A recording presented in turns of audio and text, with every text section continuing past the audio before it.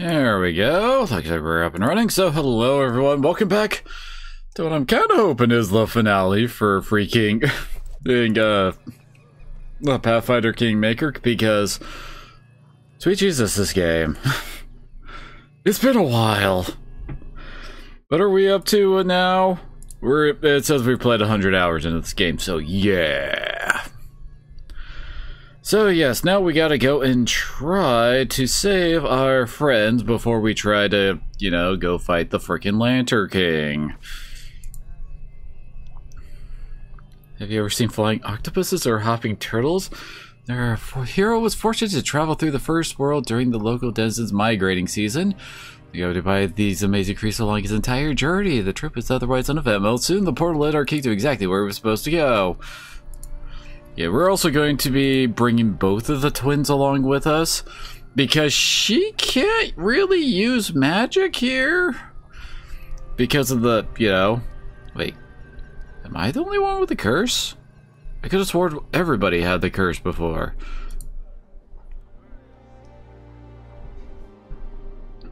Like, I think once we actually officially have the party together, they should have the effects of it too. Yeah, see, they have the full Lantern King curse. So, Kinera and Kalik are better than a wizard that can only cast cantrips. All according to plan.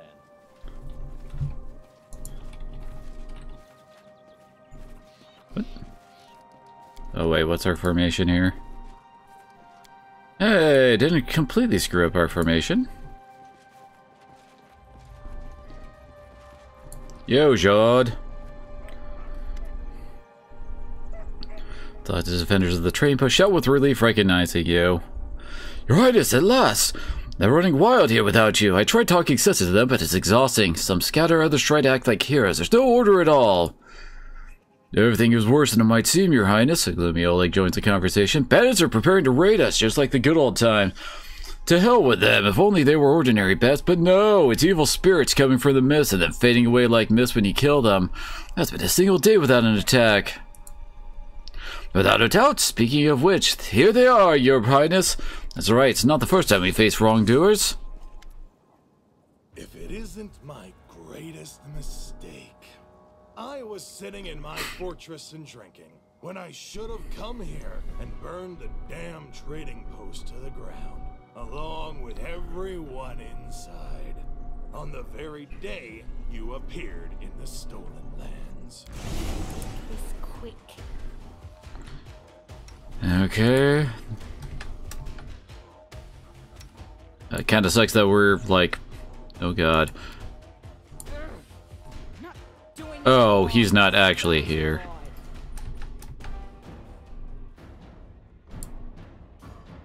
Amelie Kalik actually has really good defense, so she should be fine.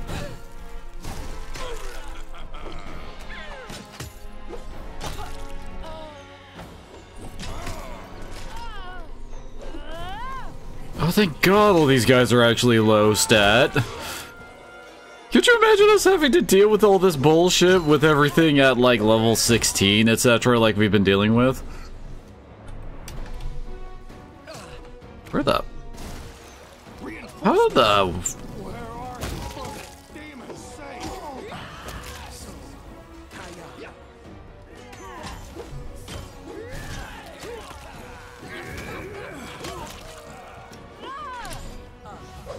Oh, he does still have his channel positive energy, at least.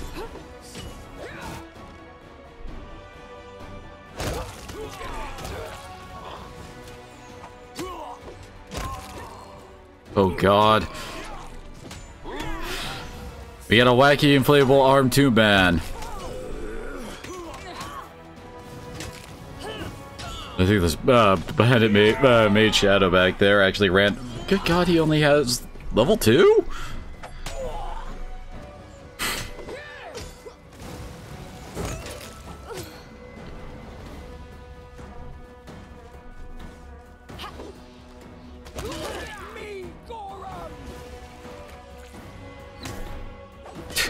What the hell is this guy doing back here? There's 2 guards. Oh no.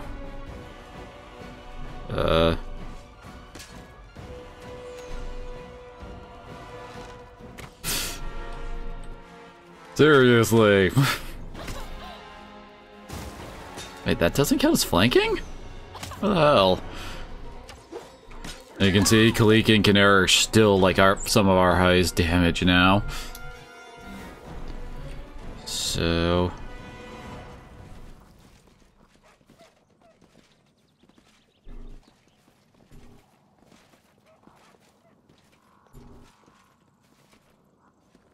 why did the militiamen die afterwards? I guess we fought them off, your highest. The fight seems to have done you good. Forget my phrases, but when you got here, you were looking great, but now you seem alright. Holy shit, that's a lot of XP. Do you feel a surge of energy? Your curse hurts you and your followers more trouble haunts your kingdom, thus it's powered by destroying pieces of the trading posts and environs. But most, your highest, looks like there aren't any more of those bottom-feeding bandits in the area. One wanders in here, I'll handle it myself. When you squish rats and roaches, you need to destroy their nest, not run after separate beasts. To the capital then. I'll keep an eye on these simpletons. They'll get there safe and sound. So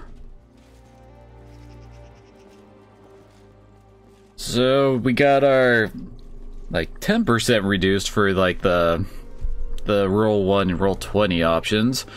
15% improvement for the damage and the base attack bonus, saving throws and HP. What about spells? Excuse me. Oh, I still technically have like my spells. It's just like I can I think I can cast level 2 spells now. Where are all my level 2s? Oh, I do finally have some freaking buffs. Oh yeah, I got my Scorching Rays back. Yeah, it looks like 3s we can cast, which will probably change after the next fight. I imagine they'll give us 3 and 4 back. Yes, I'm still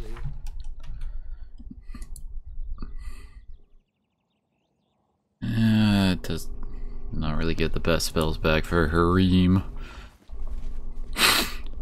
In due time.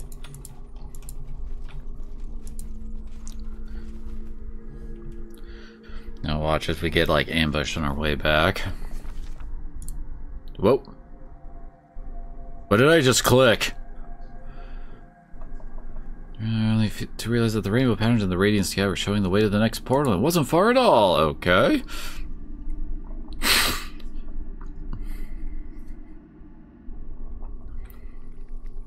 That is not far. Okay, this is the Lamash 2 one. Fuck!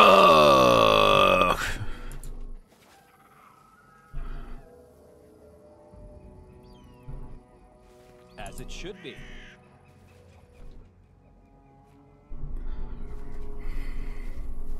Is there something else going on here that can actually help us win this fight? Because, oh god. That one's lower level, but... This should do it.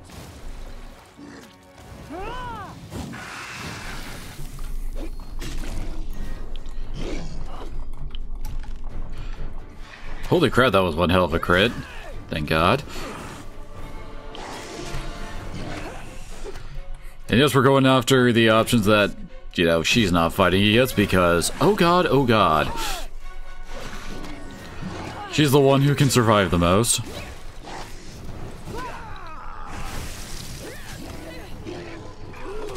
She got hit by the breath weapon there. Okay, good. Try to get rid of the Hydra then.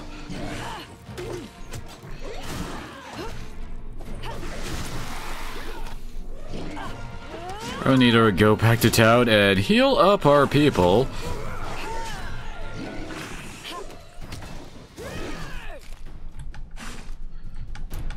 Let us strike as one. Mainly so that we can get her rages back.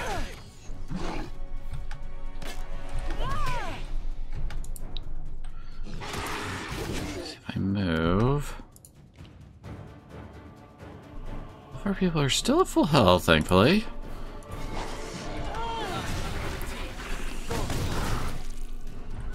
Do not falter.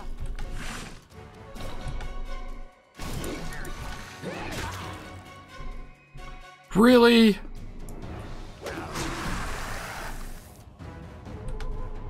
Onwards. Get in the way. Stay behind me.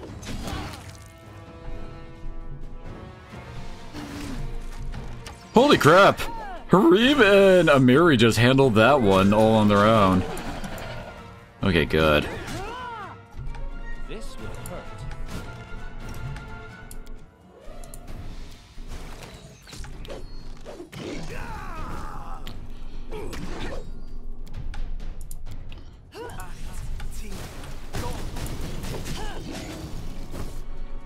Damn it, I'm not technically freaking flanking this thing. I swear the flanking rules in this game are weird. Okay, now it's a sneak attack. But one of them wasn't, I looked like there.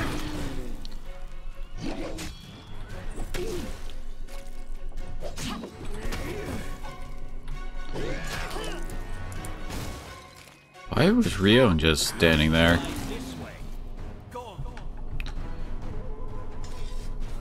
Okay, that went weirdly well with the level of the things we were fighting there. In due time.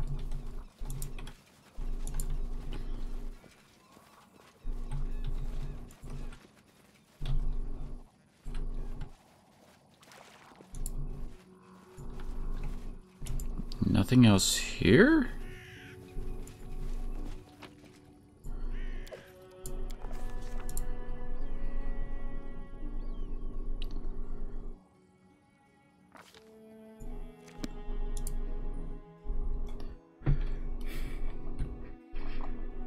Oh, how would you want to bet that this one would be dependent upon whether or not we had we would have had to go to Old Eggs if Jod, we went to Jod there because Jod's alive, but if we didn't, we wouldn't have to.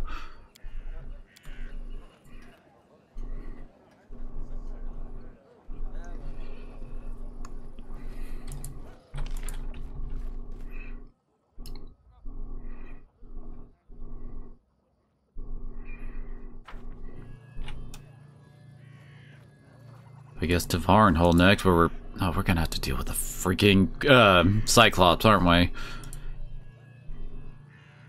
If Rimbahu easily found the path to the portal that would take him to his destination, of course it would have been difficult to do so alone, but our leader was fortunate enough to find a gaggle of playful pixies to help him. Noticing a foreigner, they decided to display their capacity for nobility and honesty, a rare occurrence for the Fae.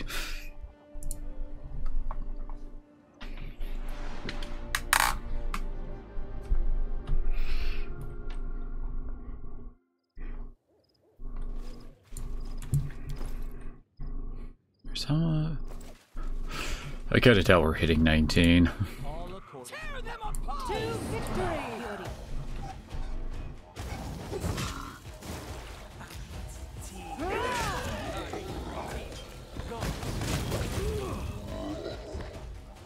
God, I love sneak attack.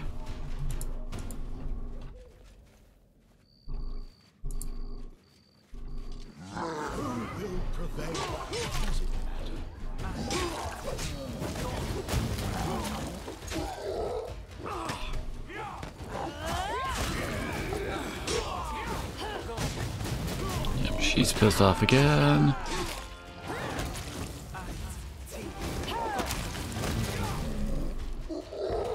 Oh wait, I just realized.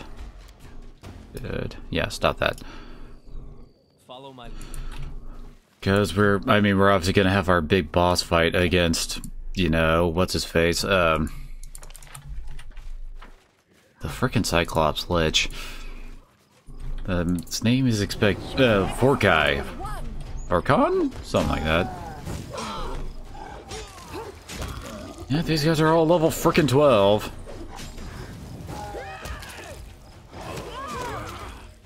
Wait, these guys have damage reduction? Oh, it's because they're zombies. Right, you use slashing damage for zombies.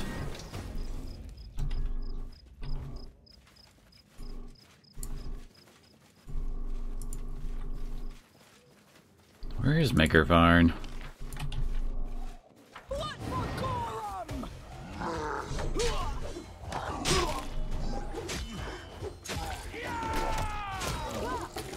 Never really did use cleave that much. I guess it never really felt like it was worth like reducing the amount of attacks that Miri gets in order to like hit multiple targets. In due time.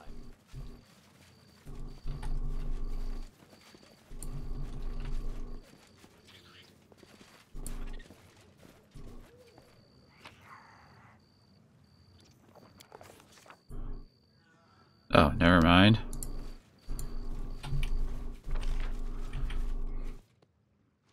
Oh, there's Varn. Guess I just kind of missed him amongst all the generic dudes. Maker Varn greets you with a broad smile. Rion Bahu, glad to see you with us, Your Highness. Forgive me for leaving the capital without your permission. We couldn't stay away when your subjects needed help. It's Vorticai, yeah. But wait, wasn't that a major thing? Why wouldn't we have? Now this is what? These dead Cyclops came out of nowhere and attacked indiscriminately. Then Vorticai himself appeared. Guards sent a message to the capital and they held the line this whole time. Luckily, they were able to hold on until we can make it. You can charge me with disobedience, Your Highness, but I couldn't ignore the cry for help. Thanks to me and those who followed, there are far fewer dead, but we still need to destroy their leader.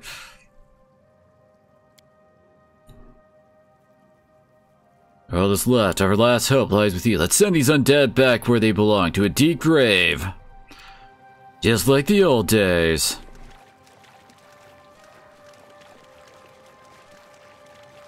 Oh god, Amiri's gonna be out in front. Oh no, wait, no, no. Oh, there he is. Yeah, thankfully the frickin' Cyclops die oddly fast, I gotta say.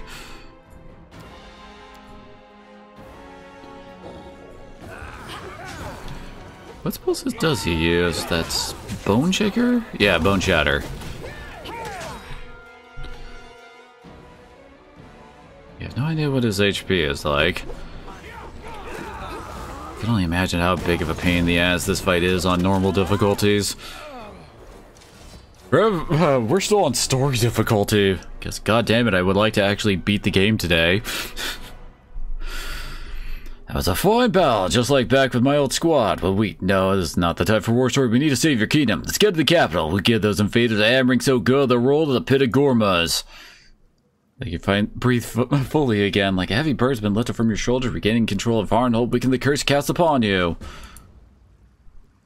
Yes, so yeah, I can get access to invisibility and haste now. Yeah, 5 is not available yet. Probably will be after the next one.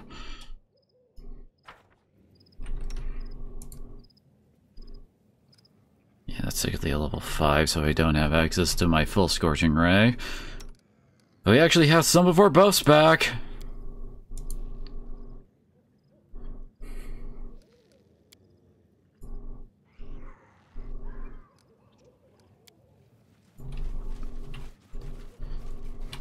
What you want? See, she's got 29 left.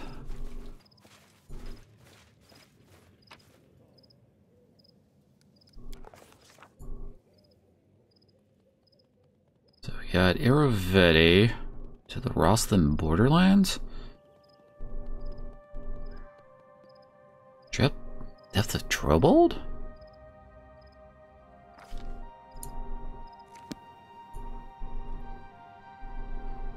Try to remember Trobold. Trobold, oh, that's where freaking Tartuccio was.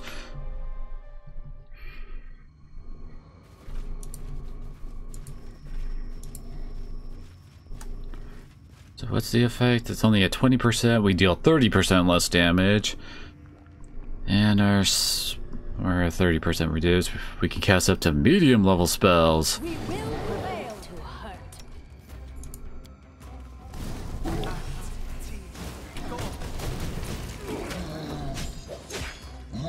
Hey, do you still?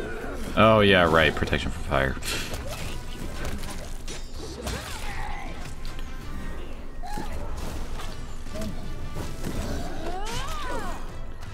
And she can still break through with her fire spells with Kinera.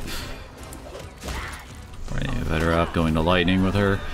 Oh no, wait, I think we still need her doing that to actually, like, finish off the trolls.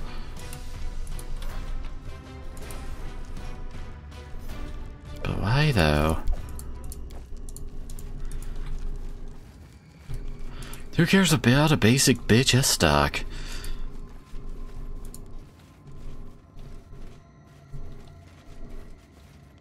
As it should be. A huge troll slowly lifts his head as you approach the shaking off a heavy dream. Who is here? Who comes? I hear familiar steps, steps of death, steps of evil, but I am not afraid. I will look death in the eye once again. Trollbold will stand. This is our home, Borba, home of kobold and troll. You are what does not belong, you and your tribe. No more words will squish this bug and restore Trollbold.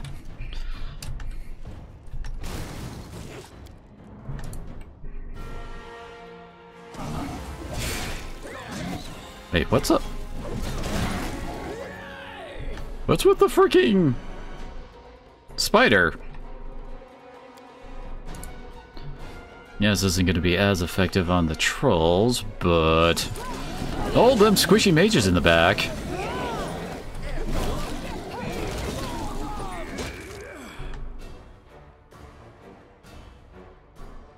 I guess he's a bowman, I think.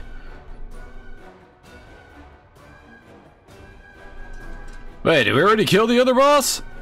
What?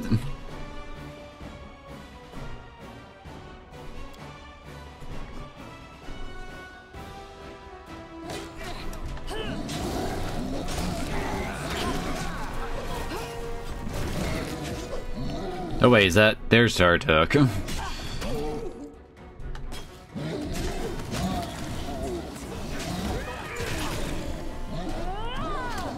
Oh my god, he's casting magic freaking missile. Oh, that's hilarious.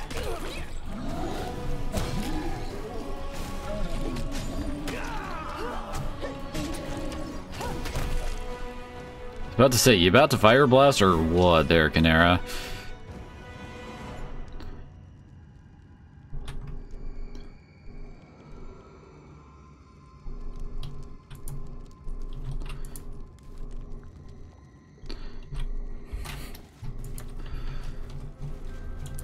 All according to plan.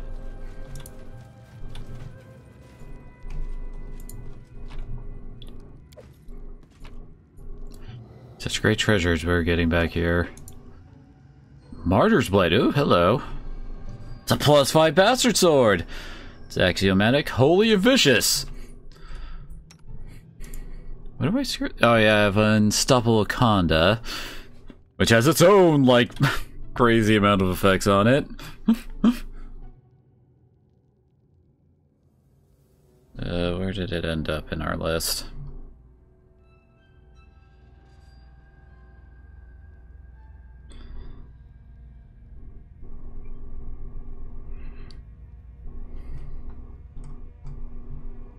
Oh, here we go. Let's see, what exactly are the effects?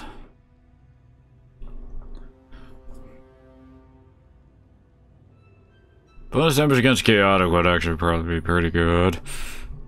We ain't exactly fighting much in the way of law. Yeah, same goes with the holy.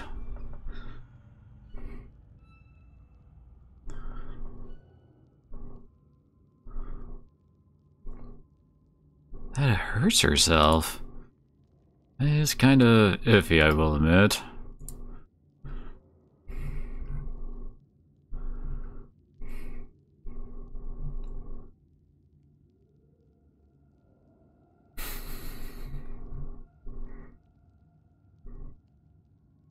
Honestly, I think this is better for her.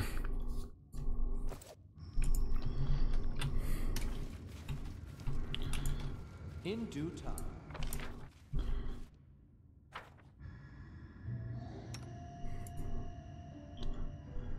That did nothing for our curse, unfortunately.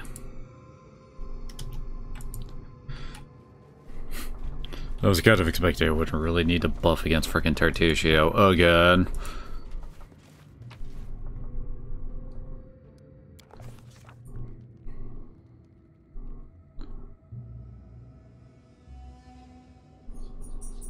I guess the Rosslyn Border and Pitax are our remaining one.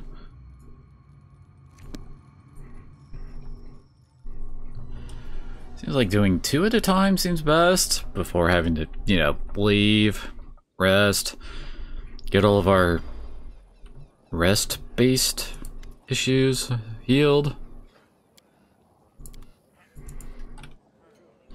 Oh yeah, I almost forgot. I did look into like what the whole effect with the frickin' Time Lord Fae guy that we kind of had dealings with before. I kind of screwed it up if we were wanting to do that. Basically, I shouldn't have tried to ally with Nyrissa. I was needing to actually let her go. She would have drunk from the cup, and then that would have killed her. Because he went and freed the Elf King spirit from it. So, way back in, like, when he first got destroyed by Nyrissa, so that technically did not count.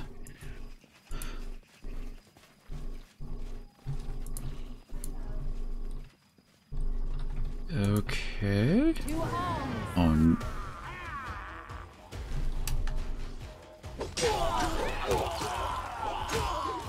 Yeah, we're dealing with the Barbarian. Wait.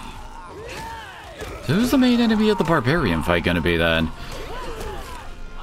It's not gonna be what's-his-face, because, you know, we spared him.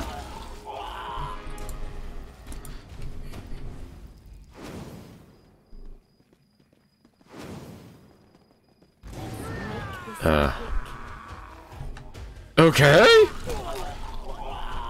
But why, though? Whoa, I am surrounded. Run from the attacks of opportunity!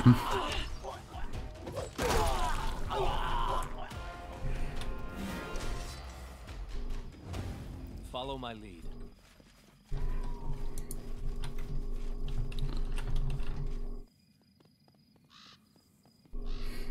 One hit point. What? That is not That don't seem right.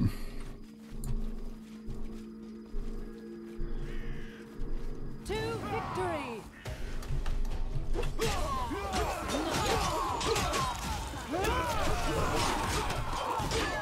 Natalia Sertova? What's she doing here?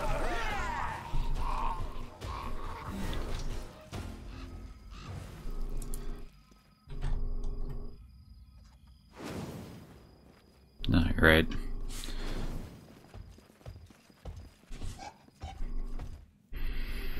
Well, that's a hill giant. Yeah, the Aldoris are here too. a calculated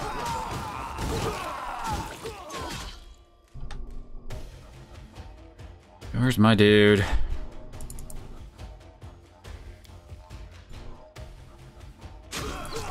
Probably should have buffed up before doing this. I have no idea what the hell that freaking giant is doing back there.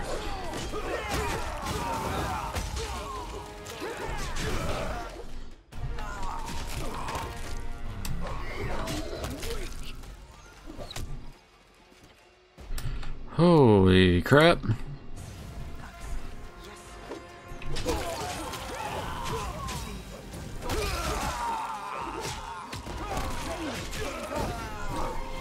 Not seeing any boss ones yet.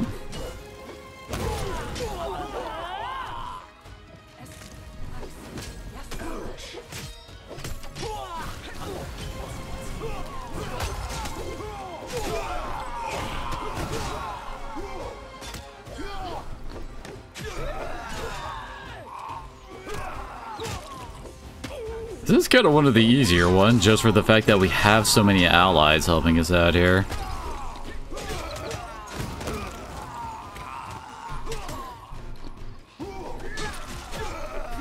And everyone's ignoring the freaking, the archers.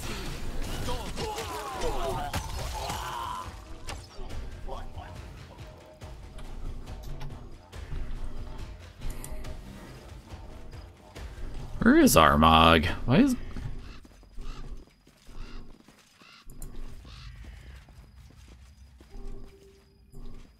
Thank you for your help. I cannot lie, we desperately needed it.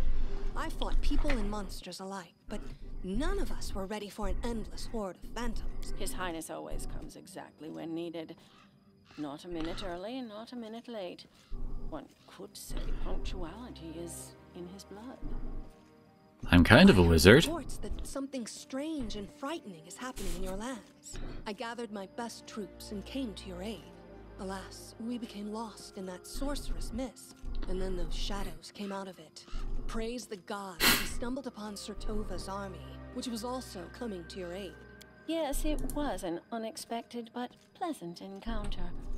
A joy, in fact, to see familiar faces here, in the midst of witchery and evil spirit. Even combining our forces, we had little chance of holding the line for long. Luckily, a guiding light soon glimmered through the mist, and then you appeared. Really? So you don't know what is going on in your... We were hoping you could tell us. It must be the spells of the Fae. Or who else did you manage to enrage? This mist is no mere fog.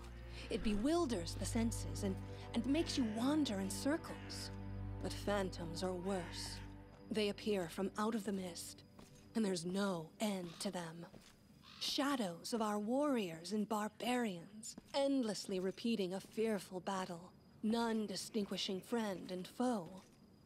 It's not easy to find the way through the sorceress mist, but with your magic lantern, we can do it.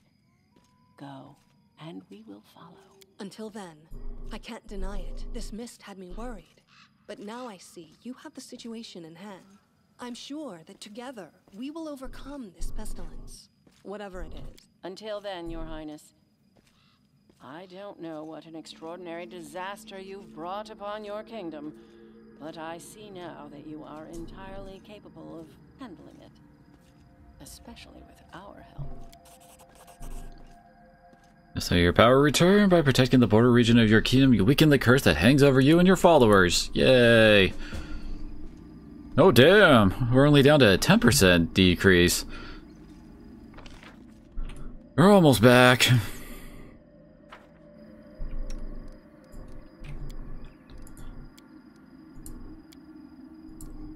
Yeah, we got access up to 6 now. Yes, we can get the most of our buffs up. Now that I think about it, does Reem actually get access to Cat's Grace?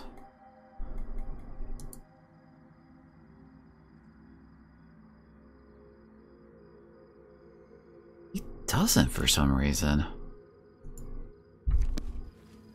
Cat's Grace is a weird spell for how, like, few people are allowed to learn it.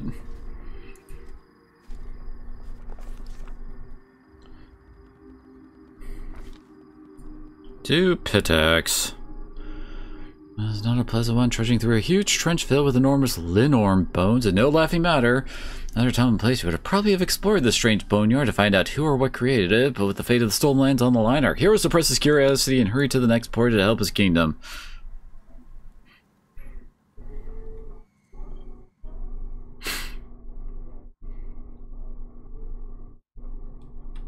We will prevail. God damn it.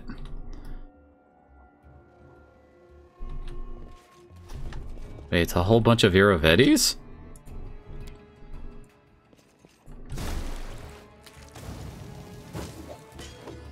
You only have 30 HP, thankfully.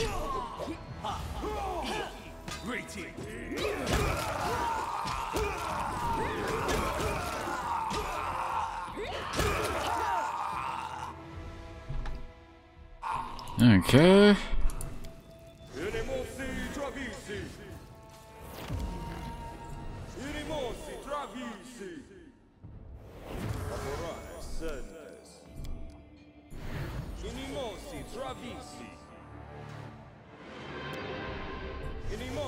I am prepared. Tio, Walash, on. Alrighty. subdued by lush greenery of the first world. And we probably just have to go back to where we fought Iravetti before. Enjoy your final moments. The whole... Why are they wizards? Dude was a freaking, bard, not a wizard.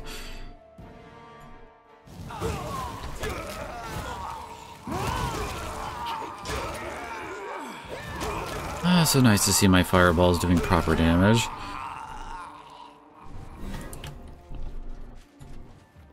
I am prepared to meet my end. Oh, one of them up there went and turned invisible. It's how frail your flesh is.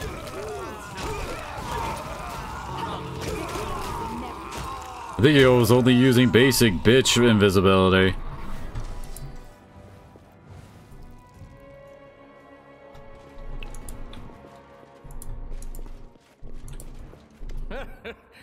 There you are, of course.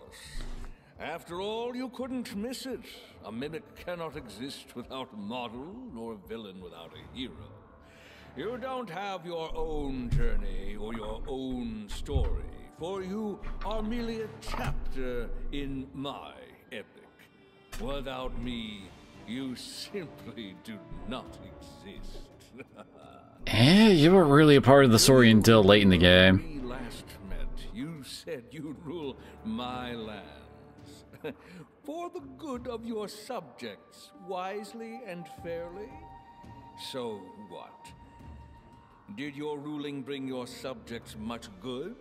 Are they satisfied? Are they happy now? Everyone thinks they are the hero of their own story, and all the others but a crowd. But do you know what makes us different? Your story is a poor joke that's gone on for far too long. Mine is a legend for the ages. Look around. I am everything I was and all that I could be. All the legends composed about me.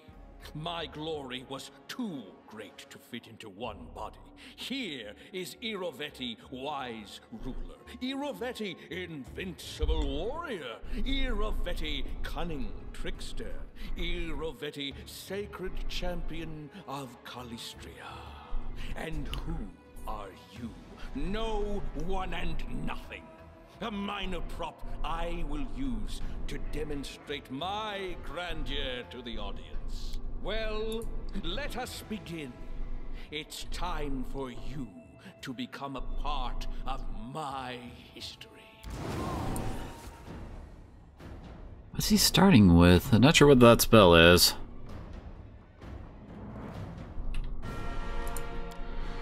Alrighty, well I guess first we should get haste up. Oh, overwhelming presence? Which actually worked on someone. Oh, and he also had put up displacement. Okay, haste up. Self-invisible.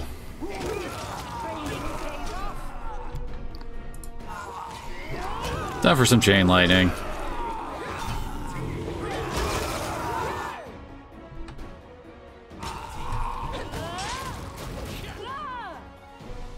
Oh, there's actually Iravetti, and he's about dead.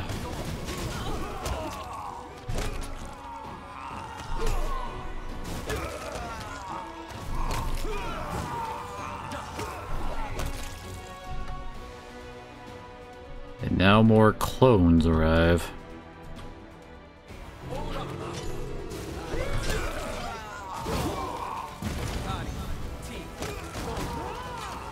Really? That seemed kind of weak for freaking sneak attacked fireball.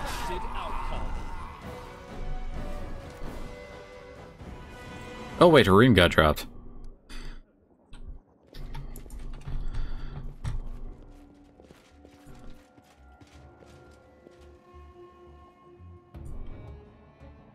Wait, what?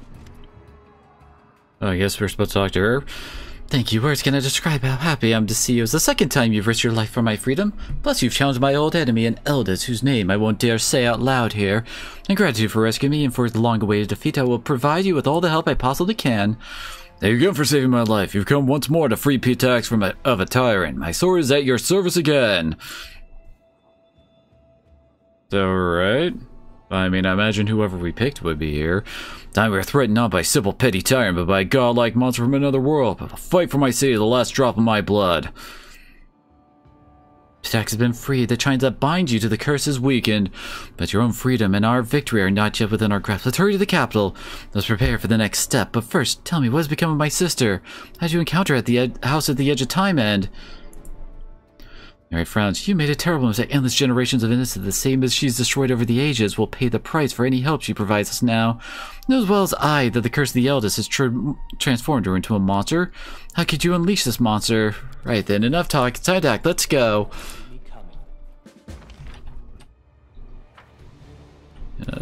Guess we'll have to wait and see if that actually is how it goes.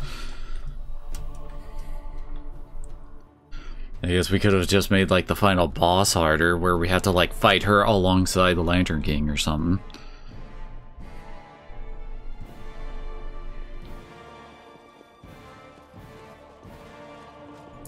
Oh, did I actually get those two with haste and that? Whoa, what? I did not mean to do that. I have no idea what we picked there. But we've already cleared them all out.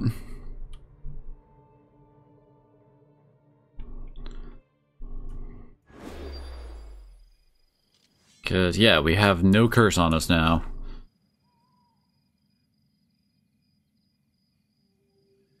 No other new place that popped up.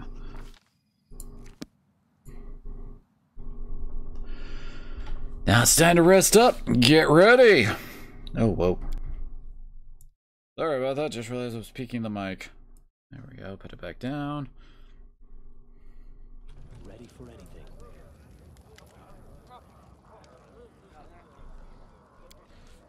They'll never see me coming. We got all of our shit back. Would you ever really need to use freaking, like, 20 days on this? Do you guys have anything special to say now? No, it doesn't. Doesn't seem like it.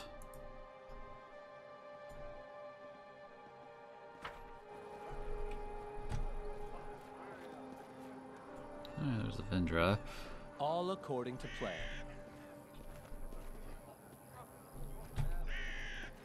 Goblin. Oh, those are Knock Knocks people. Kigar? Oh, I remember him. Yeah.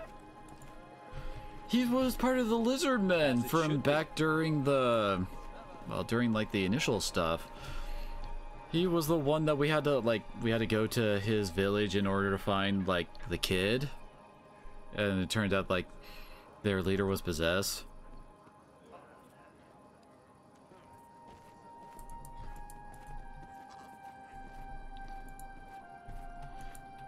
It is nice seeing like all these people coming together.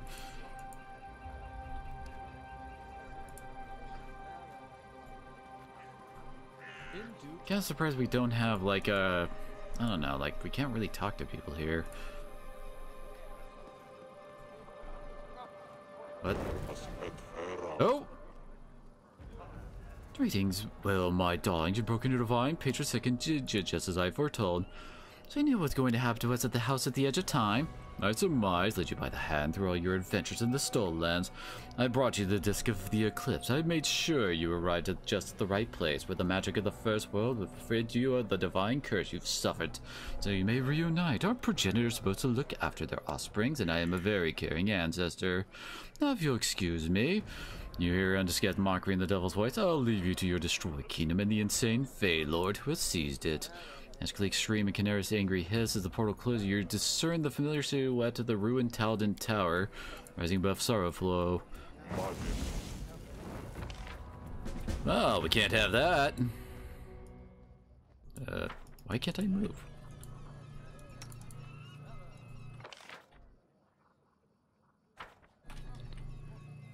I guess we better change up our team for this final one then. Now we actually can bring along Ovelia.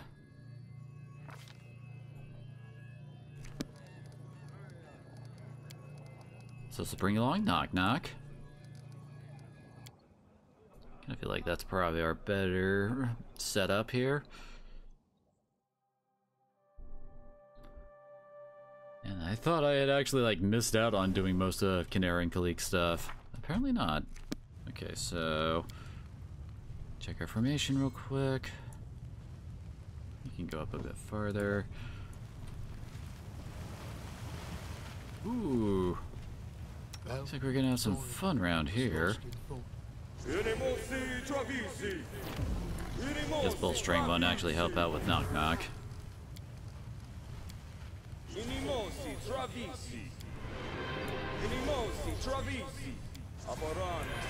I know what to do.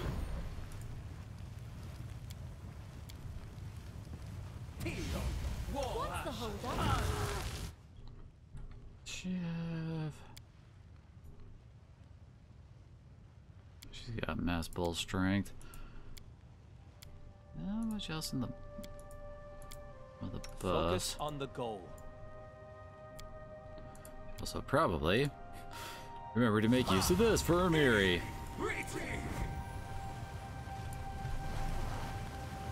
Consider me provoked. Hoping not fight back. Best kind of fight. Oh, I should have invisible Knock Knock.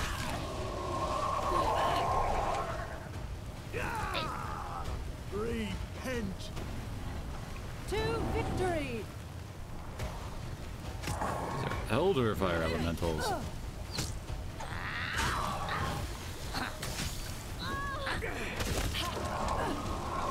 This will I'm hurt. leaking red all over myself. Oh god, what hit Knock Knock so hard there?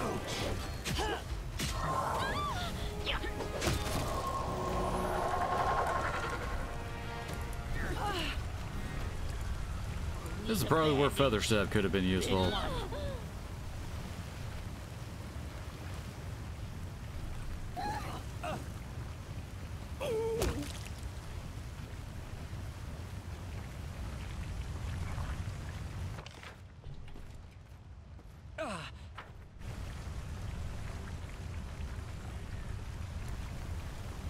Wait, that's the actual edge?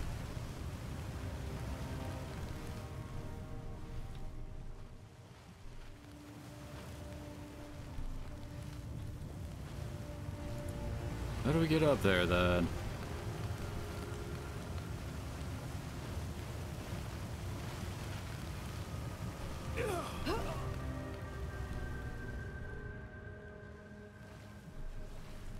Did I really not need to fight those freaking fire elementals?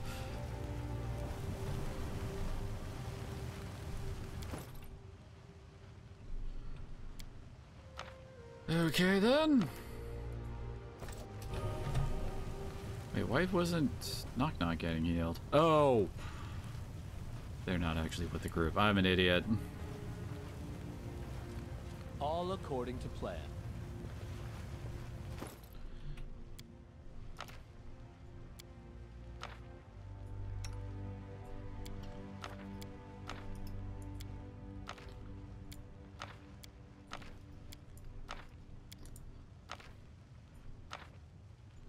Oh wait, he didn't anymore.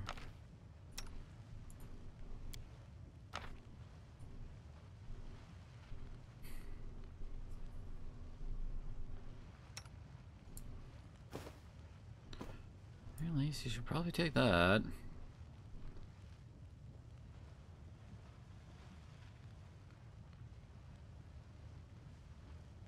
Oh yeah, I gave him that. There we go. Give him some more decks.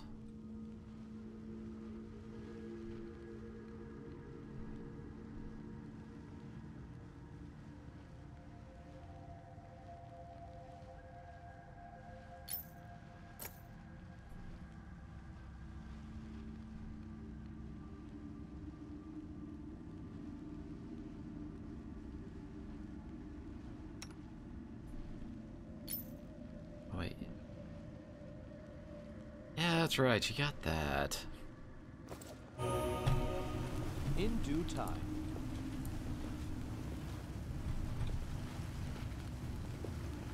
I am prepared.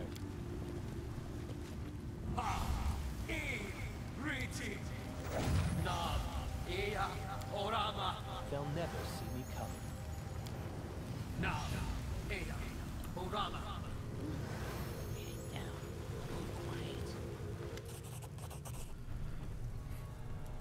Pulsating magical energy which so altered the area around the old Taldan Tower is particularly strong here. It's easy to guess why. Like a living heart pumping through its vein, a sparking cloud of energy is floating above the ground. Gambahu came for us! Greetings, a curt salutation portrays more about the forefather's mood than he intended to reveal. There's no trace of the devil's usual eloquence, and he seems as tense as a predator ready to strike. My poor great-grandfather's upset. He wanted to resolve the matter quickly without any fuss, but the herald didn't even want to talk to him. Because I was waiting, and my wait is over. That's no secret to me. Perhaps now that we're all together, we may discuss the delicate matter for which we are assembled, Herald. Aware that you brought Kynera back to life, making her and her sister agree to some difficult conditions as payment for your gift of life. Both of these conditions were broke. You are very wrong, Alferin. Perhaps you have confused me with the lawgiver, the Herald of Abadar. Judging by her voice, Arcano Thane finds her final remark incredibly amusing. I do not take payment for my deeds and make no conditions. This is the lot of other gods and their servants, but not all-seeing Nethys. Only her colleagues spare and desire to help her. My lord and creator approved this decision. Seems to him a curious magic experiment, a momentary amusement in the vastness of eternity. The true name of the forefather. Interesting, even I didn't know.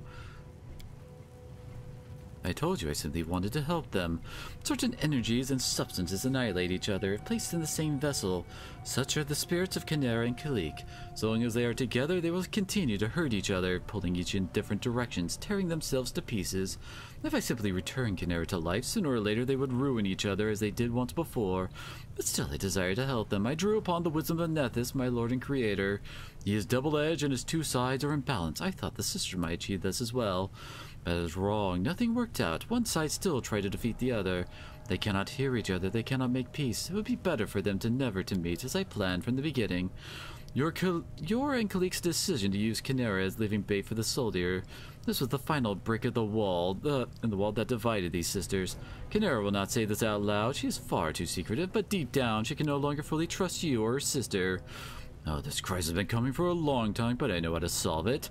An agreement, an experiment, or aid given selflessly. Whatever it was, your plan failed, Herald. You admitted as much yourself.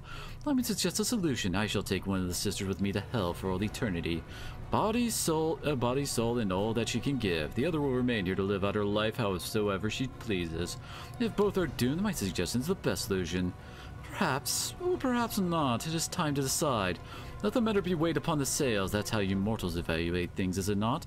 Kynera, Kalik, and Rio, and it is up to you what happens next. The Herald is right. Whatever you may think, I cannot accept that my patron and my only sister would use me as living bait. I still have nightmares about the Soul Eater, about how it killed me the first time I awakened, and I wonder, oh, the next time that you risk my life for the sake of your kind and noble deeds. I mean, yeah, basically going this route. Really, and how do you intend to stop me when even the God's Herald confirms the right of my claims? Even one of you could protect refuses your patronage. Hell no, Kynera will understand that we did everything right if you could just stop manipulating her, you devil. Still, when it comes to dealing with your loved one, think about it, Kynera, and learn to understand and accept your sister's feeling. Our noble impulse are not our best advisors. Think about it, colleague. Think what's more important, your sister or your so-called kindness. I mean, we ain't lawful evil. You're really serious, aren't you? It's amazing you didn't suggest I'd happily feed myself to the Soul Eater. Hey man, that's almost exactly what I'm going to do. Fair enough, yours. Really? No, Kynera, listen. This is called accountability, you foolish child. Not everything in the world will turn out how you like. At least so long as you don't have the power to compel the world to obey. The chapter ends in silence, but I'll not stand against a decision made freely. You have given me so many new thoughts, so many ideas. Now for an age or two of contemplation, Herald. Sooner or later the kingdom of Asmodeus will collect your souls as well, but for now, farewell. My sister. My sister. are now apart. Apart forever. I'll find a way to fix everything. Even if I have to go to hell to do it. But not now. Now I wish to help you. You came here to help me, and the least I can do is help. They'll never see me coming. What would happen if we just attacked instead? I don't know. So I guess that's how... Wonder how other ways you could play that out. Like, obviously there's a way to lose Khalik here. I doubt you would actually go with the forefather, so wouldn't be that option.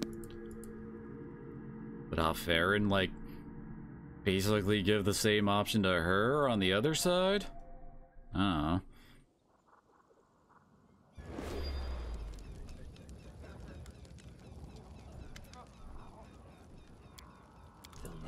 Alright, let's rest up and get ready to go for the final battle. Hopefully. God, how long of a fight is this going to end up being? March for the city, Your Highness, and I shall go with them. We will attempt to engage most of the Apologies shadows. And the Apologies shadows? I guess that's the name. Oh, the Apology was the name of the cup, right?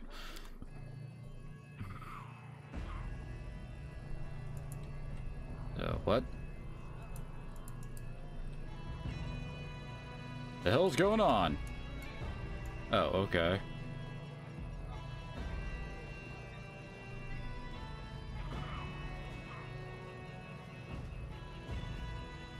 We get to see everybody move on out.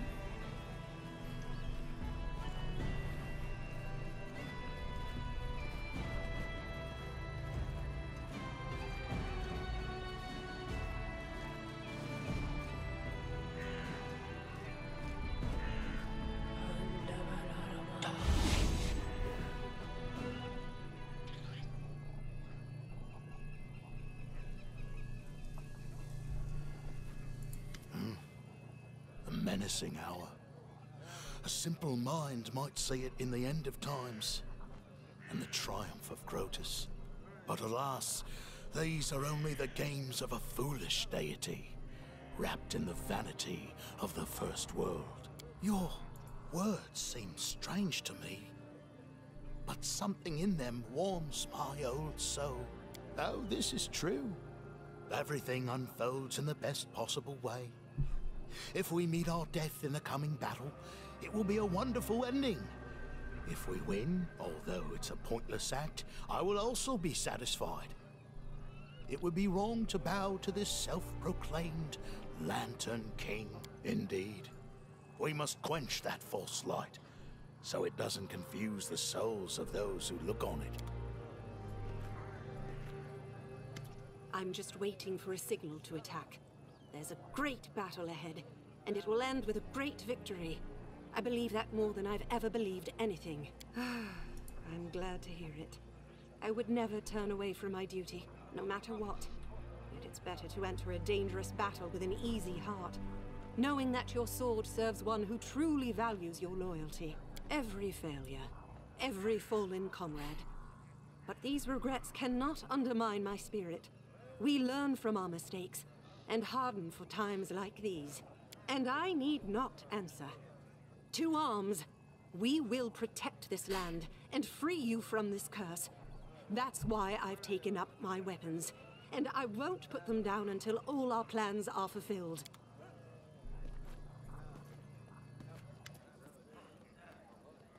Lake seems deep in thought, but it gives you a warm, sad smile. Turns out that it's not so easy to be the heroes of song and legend. But we can do it. I know it. I believe it. Just terribly silly things. I often do this to distract myself from trouble and worry. I daydream about complete nonsense. Just now, I was thinking how wonderful it would be to see the snow and make a snowman. I've never done anything like that before. We'll do whatever it takes to recover what's been taken from us and save this miserable land. I look around and I think, should we really have been so eager to get to the First World? I suppose it's time we ask that he leave our lands alone and take himself back where he comes from. You have always been easy to tolerate. Glad we reached the end of this adventure together. The most unbearable researcher of Galarian at your service. We've seen a lot together. I hope you've said that for a reason, and the good memories outweigh the bad ones. Just a little bit. Of course, I never became the hero who saved the entire gnome race. I don't even know how I live with myself, knowing that I'm just a famous scientist who visited the First World, met one of its deities, and defeated another, assuming we win this battle. We'll ask them, all right. Who can say no to politeness and forcible explosive arguments? This a crazy road all way to end. Even crazier than how we meet. Now someone tries steal city of Knock Knock, king of jesters? Knock Knock say, we go jester thief to death. You show more than how be hero. How be more true self. You teach Knock Knock how to jester. Use head, but not as club. Use to trick enemy. Turn laughter back to stab people. Knock Knock never had to be hero. You showed Knock Knock only had to be Knock Knock. Jester, not someone else. All the way from Goblin King to great confronting of Munguk, to finding tribe again, and king, not king again. All led to being Jester. But need city back first, or Jester have no place to Jester. Knock Knock not let you go alone. Besides, be fun. Knock Knock never stole a city back before. Be tell of Jester greater than any hero. Hey, Chief. How you feeling? I can't wait to stretch my legs a little. Some fight. I'm already thinking about the toast for the celebration feast. We'll deal with this flying fireball nice and quick, and then I hope we'll celebrate for at least a couple of weeks. You've led us through 100 brawls. You'll lead us through this one. Just don't look back, and use any chance fate throws at us. Lead on, Chief. I'm right behind you. I can't believe this is happening to us. I didn't think I would be among the heroes from a legend, but here we are. I only hope this legend has a good ending. I wanted to be firm and pretend I'm not moved at all, but of course it's not true. I'm also very happy I met you, and that you don't mind my company. I'm just worried about you, and I'm sad about Lindsay. It feels better to think that she stayed with us no matter what, but I miss some of the little things, like talking to her in the morning, when we both just crawled out of our tents, still sleepy. Lindsay, if you can hear us now, please know that I miss you terribly, you little chatterbox. But let's look ahead for the moment. I don't wish to distract you with my worries. I'm ready for battle like never before. I mean, if you want to talk to Lindsay, I got her book. Never mind. I promised myself I'd be strong, and I will be. For us. Like never before. If I need to defeat a deity to save you from a curse, then I'll do it. It's good that everything will be over. I have been so afraid that we wouldn't have the time to save you or this tormented kingdom. But now there's just a little further to go, and I believe we can make it. You exaggerate. I don't think I offer so much support. But I am immensely happy that I can help you in any way I can. This land deserves peace, and all the more so, its ruler. I didn't want to distract you with such a trifle at this important moment. But let me again thank you for giving me a second chance. I have realized much along my journey. Although I'd prefer my awakening hadn't been bought with innocent lives. From now on, I will be stricter with myself, and will spend more time helping those who need it. And one more thing. I'm not one for inspirational speeches, but let me wish you strength and luck. Your burden is the heaviest of all. May you be equal to the task. I know one for speeches, but I'm the one with the longest conversation at this point. We're ready to march, are we not? At last. This waiting is exhausting.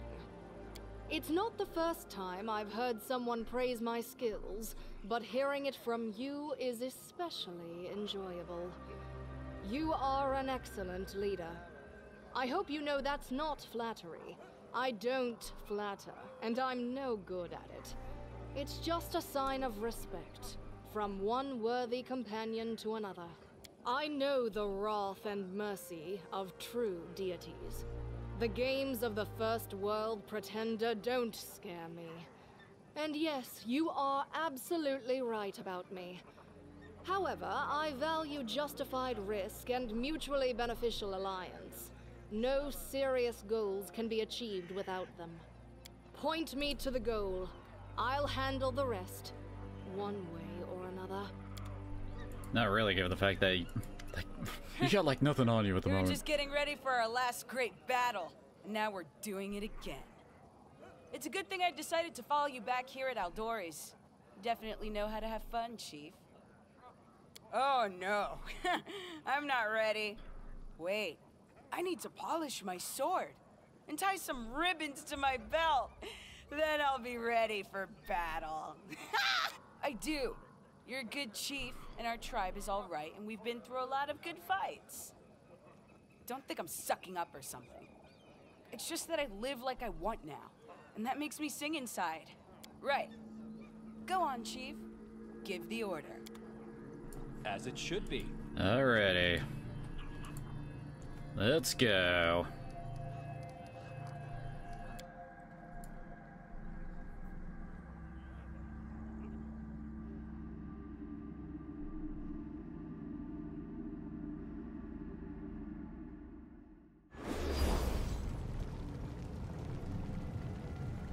Oh, don't this place just look lovely?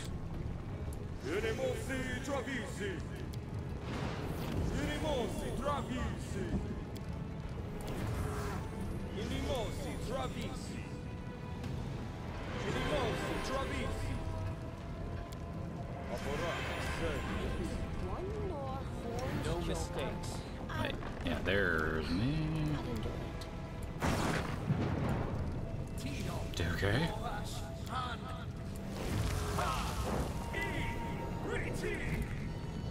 That is not far. Shadow. We will be victorious. Shadow of Keston. Why is there a Shadow of Keston here?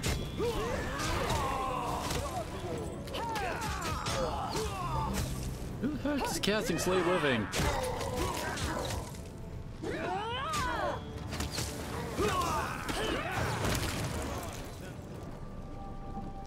God, could you imagine if we just ran right here?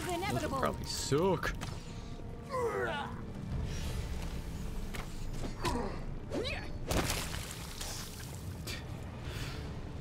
Thank you, Amiri. You are a welcome sight, Your Highness. Look what the damned eldest did to our city. As soon as we entered, the ground started trembling silently under our feet, and then it gave way and fell apart. But why am I telling you this? You probably saw the whole thing for yourself. So, our team was stuck here by the gate, together with a whole horde of beasts from the First World. We fought them off somehow, thanks to you and Erasti. But I don't know what's going on with the others. And also, well, he'll tell you himself. Happy to serve you, Your Grace. I mean, Your Highness. That's the grinning shadow changing its features. With your sharp eyes and deep knowledge. Though you are not the first mortal to surprise me. And not the first to die by my sword. For the pleasure of the true king. The Lantern King. Enjoy your final moments. Okay. That was one of those Veldriven guys. Let's try this way.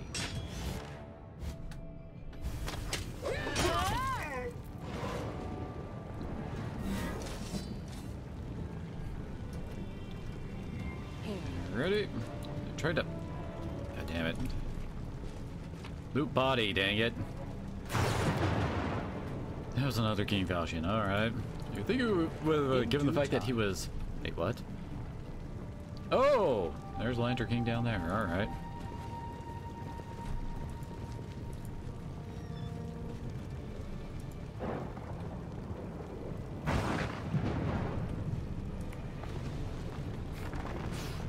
Yep, I can still see the Lantern King down there.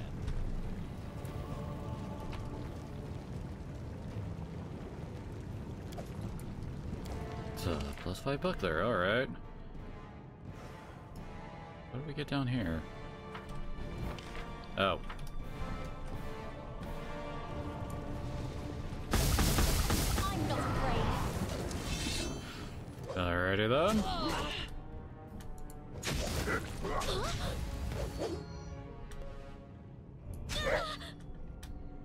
Do not falter!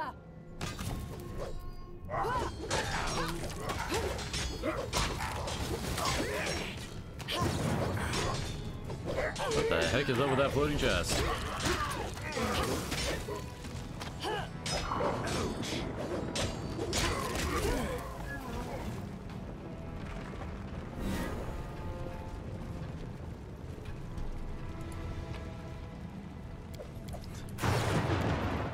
Not sure why I'm bothering to collect these, but they're there.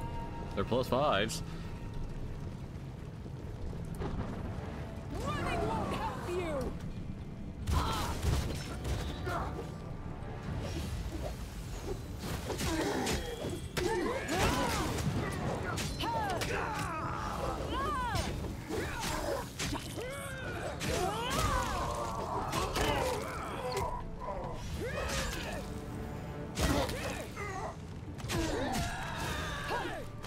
Honestly, these fights here don't seem nearly as bad as some of the other ones we've seen.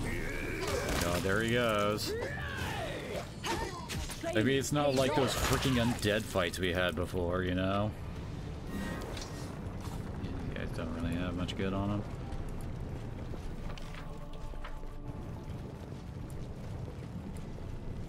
Follow my lead.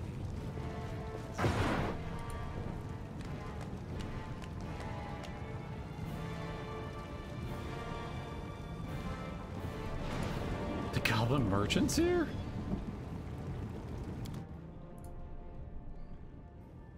Oh, he actually has some of the other stuff. I'm actually kind of tempted to grab the Bow of the True World for the final battle, since it's all Fey all the freaking time, you know? What does Holy do? Oh. Yeah, it's the usual Holy. Didn't I already give that to her? The heck?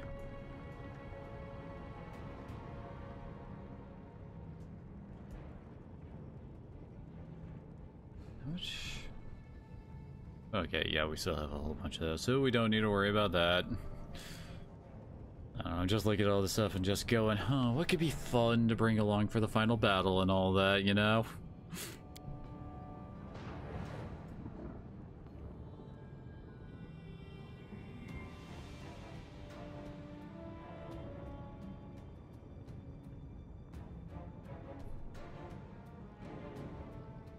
Yeah, it's definitely got some good anti-Fey stats on that. Oh, it's got 1d6 less damage than the Holy one. Sure.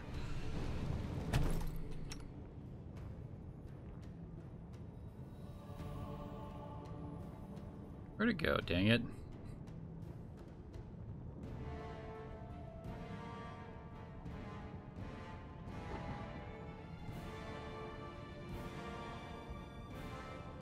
Yeah, those flaming composite bows we got from the freaking, the Medusas. They really like those for some reason. That should fix it. Yeah,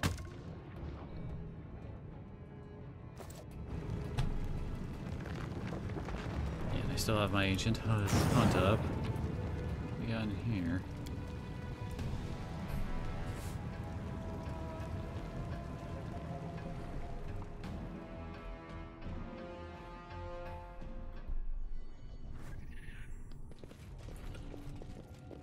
Our victory is certain.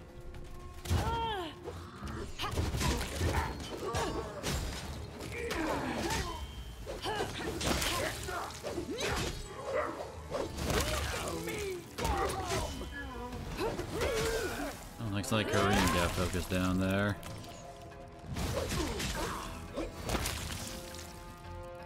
Is this the way we're like supposed to be going, maybe?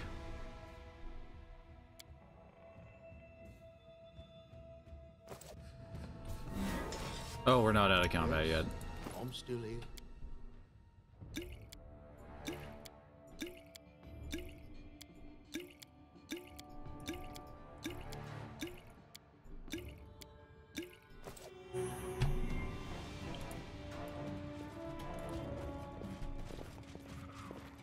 In due time. Wait. Maybe not. I was thinking, like, wait, is this like the way we're supposed to go in order to get down to the Lantern King or something?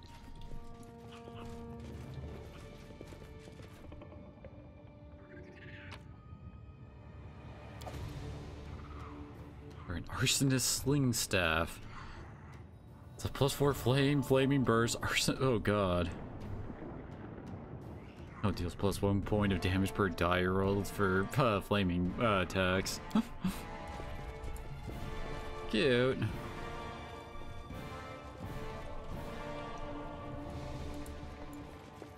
Okay, it was wrong. Good thing we figured that out beforehand.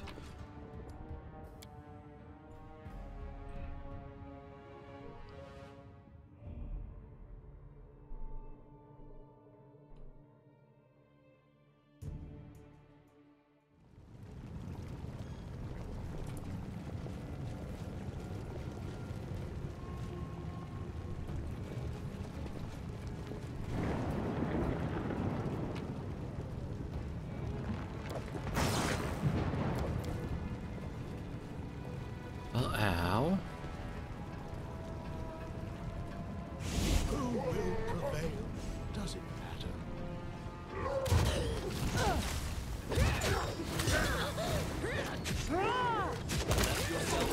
Victory is inevitable.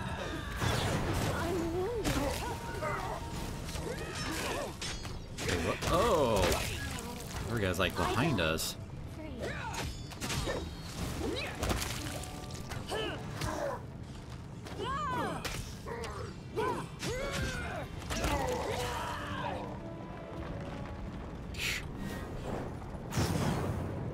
Like you waving inflatable arm tube man. Here. There, so we just keep running into that freaking glitch. Which admittedly, if that's like the worst glitch you're seeing in a game is that occasionally a ragdoll goes funky, you're not really running into that many issues. Oh.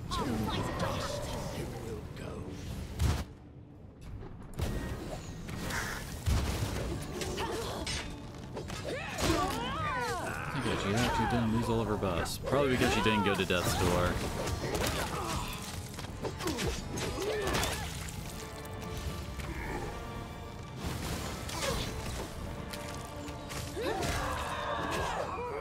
Seriously, sneak attack damage gets funky. Look at me, Gorum!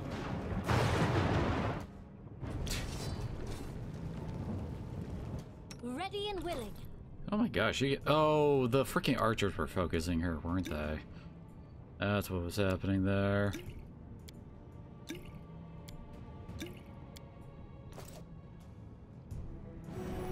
You can't stop me.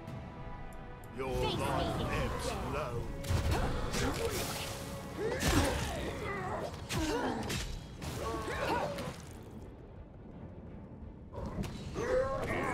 Oh yeah, this time they aren't trying to snipe our back line.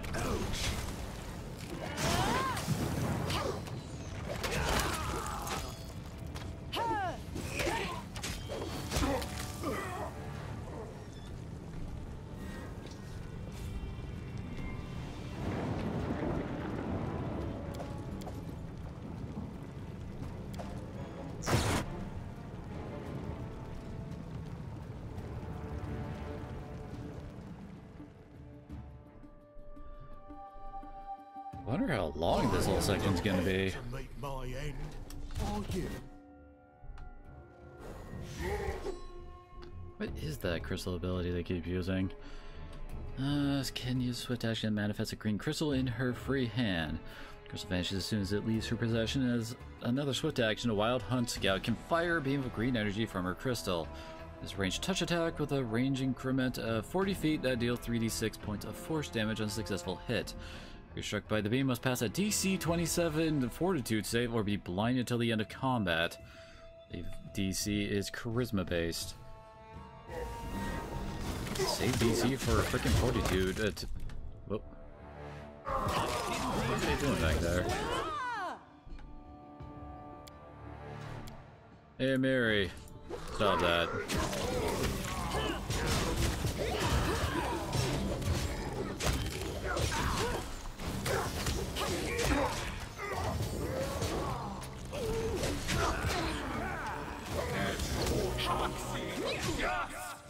What is up with that chest? Oh, glowy for some reason. Definitely will be. Consider me provoked. Why is no one trying to kill the freaking wild hunt archer back here?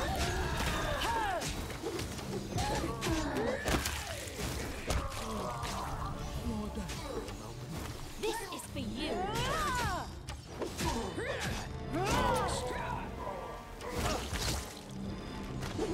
Oh, he gets dropped right at the end.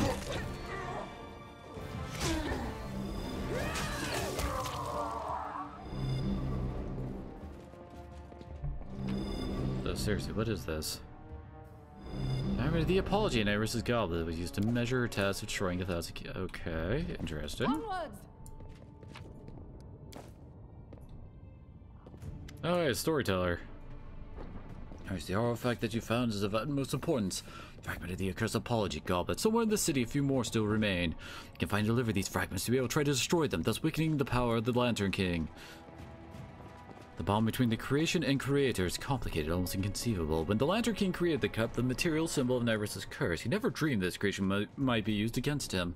Yet it can be done. I have devoted my life to creating and reforging artifacts from ages past. Now I shall have to do the opposite, to reduce one to dust, not restore it.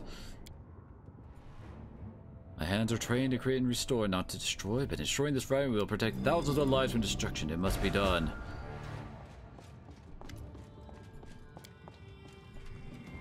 My painted away, Your Highness. Everything is so chaotic that I can barely sense their presence at all. They're scattered across the islands that the capital has become. This is fortunate in a way. The servants of the Lantern King are also scattered, chasing them. Their task would have been much harder if their forces were assembled here. Don't worry about your allies, you must focus on your mission. They will protect themselves and find a way to rejoin you sooner or later. Alrighty. And Vindra is here too.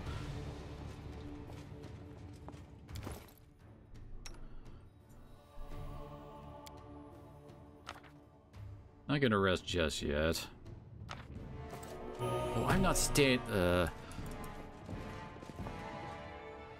we go.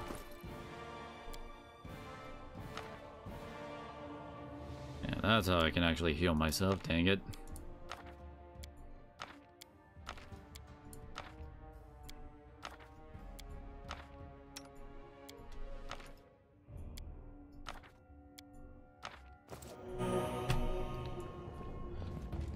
Alright, down we go.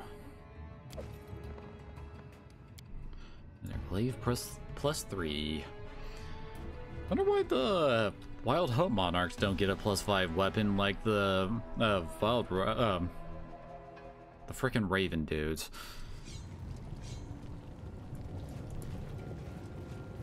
There's Mega Varn. Down better ones.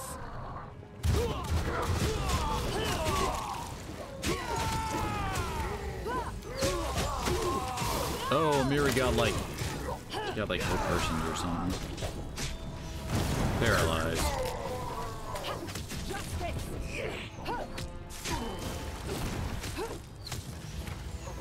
Oh, so did Mega Varn.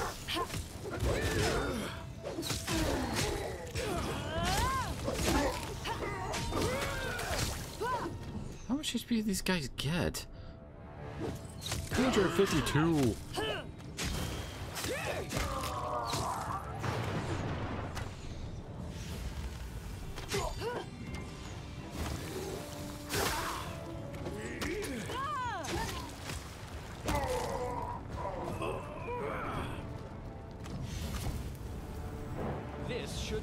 Yeah, for a second there, I thought Amiri got paralyzed again. Oh, whoa.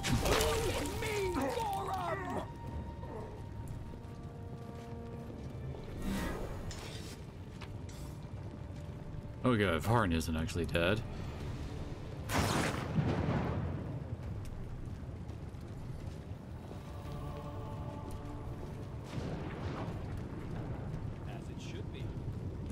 Seriously, Megavar, why are you, freaking, like,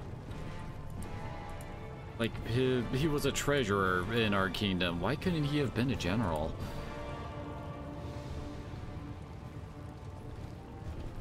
Gotta make sure we keep an eye out for more of them pieces.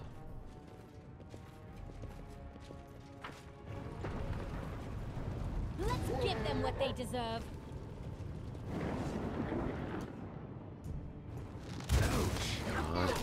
I can't even try to use usual tactics of going after the freaking casters first. Just because they have so much HP.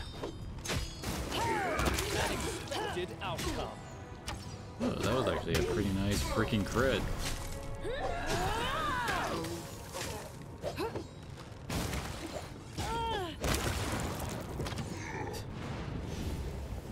That's one way to handle a guy who's dodging way too freaking much. Definitely will be. They're not big fans of Harim, apparently.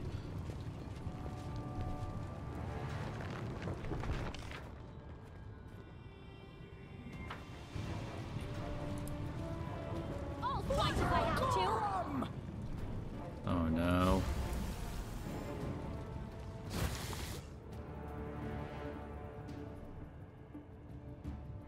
Here we got paralyzed again.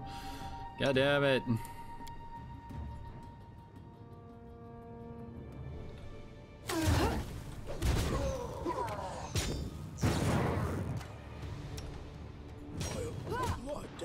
My training pays off.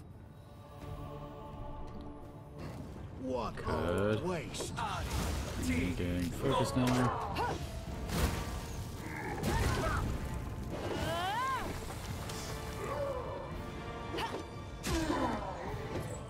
Could be worse. And will be. Definitely will be.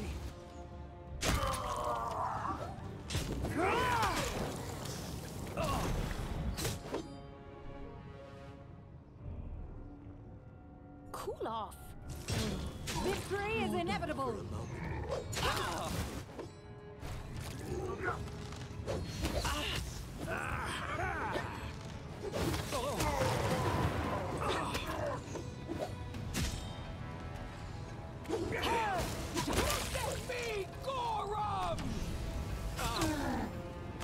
Oh, Gorham's looking at ya.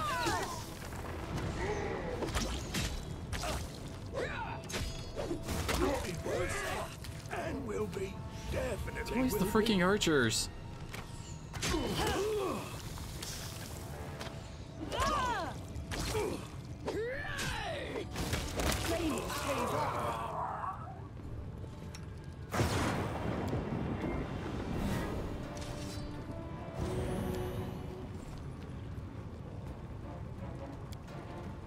Come on, dude.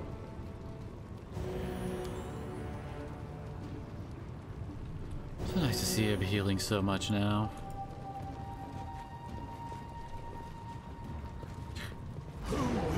God, just so many wild hunt scouts. Become as dust. You can't stop me. They go down!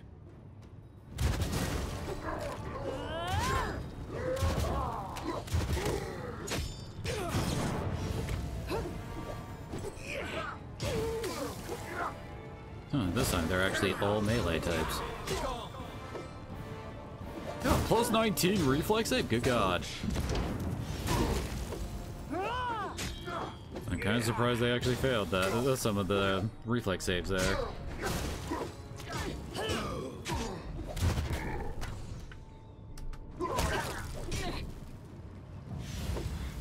A calculated risk. Ooh, oh, goddamn will-o-wisps. They suck.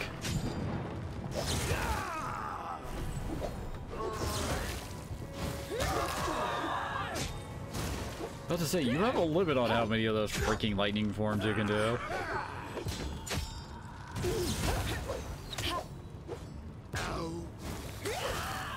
Victory is inevitable.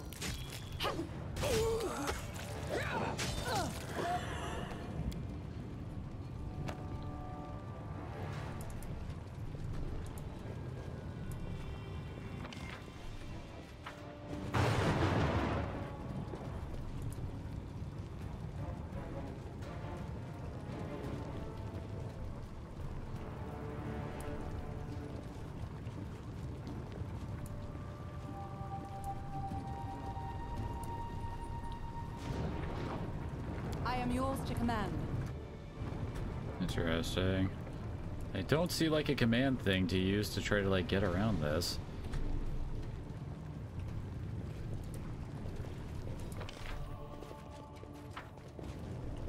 Stay behind me. Dust, you will go. Oh god, the owlbears are back.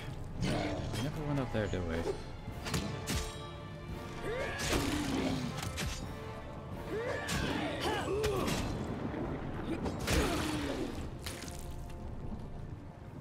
Still got 5 minutes left on all of our buffs. Hey, why doesn't she have bear endurance? The heck?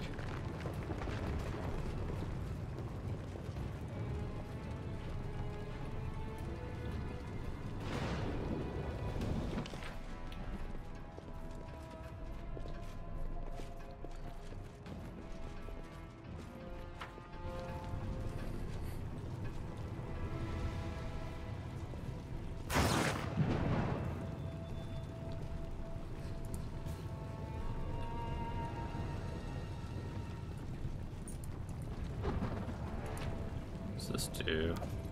We will prevail. A hell of a lot of potions.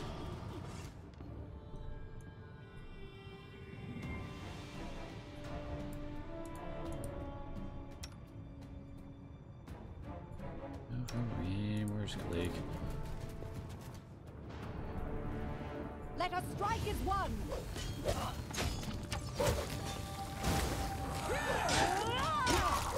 Thank God will-o-wisps have crap HP.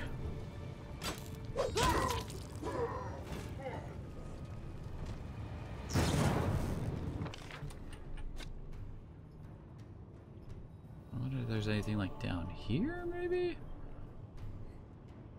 Apparently there's loot up there.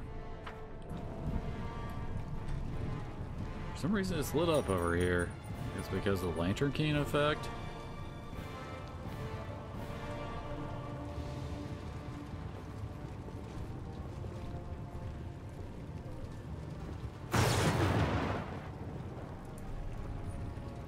It's so weird that there's no options to get up here.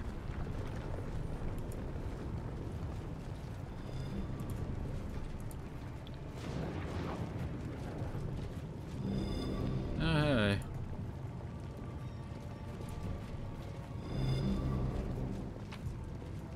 Oh no. To arms.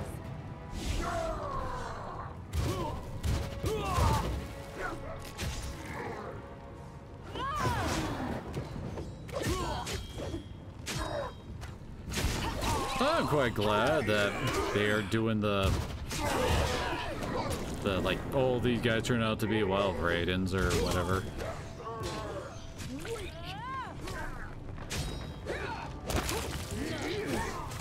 Here it goes. Who is she trying to cast on exactly? She's been at 0 for a while now there.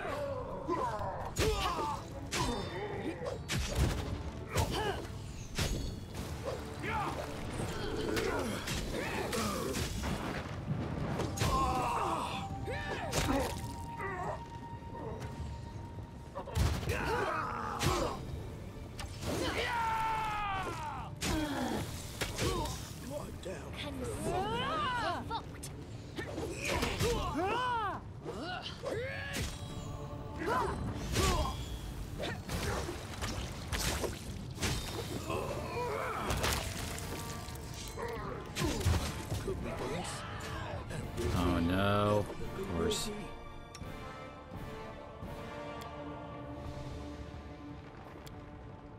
That I say...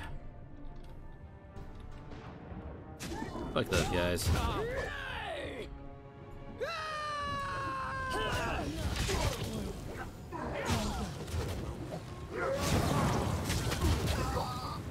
This will hurt.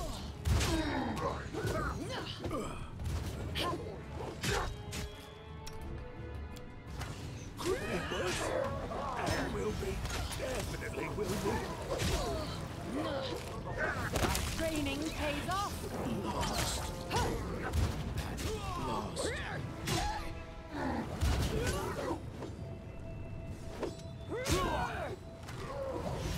Victory is inevitable.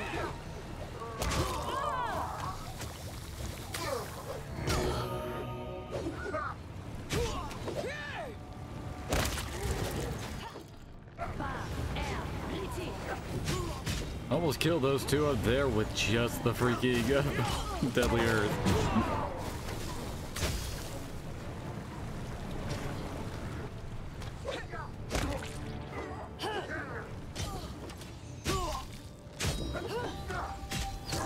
What class Natala is supposed to be?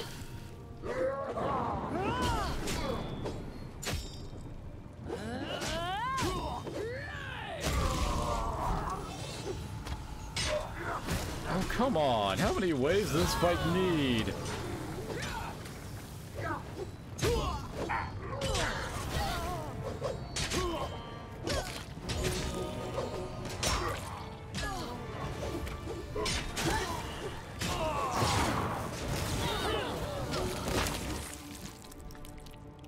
Oh, damn it. She got dropped, didn't she? Bring it!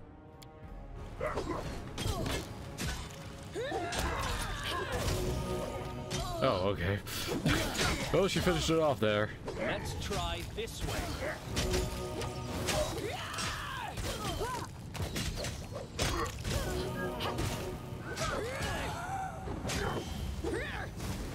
Yeah, the build. It's kind of weird how the Builder Vard have like are considered low level, but they're supposed to be like the elites, aren't they?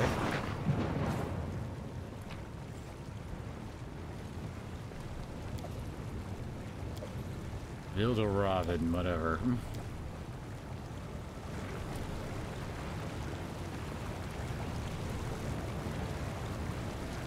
Since diplomatic and misunderstanding with the First World, return to the matters of court.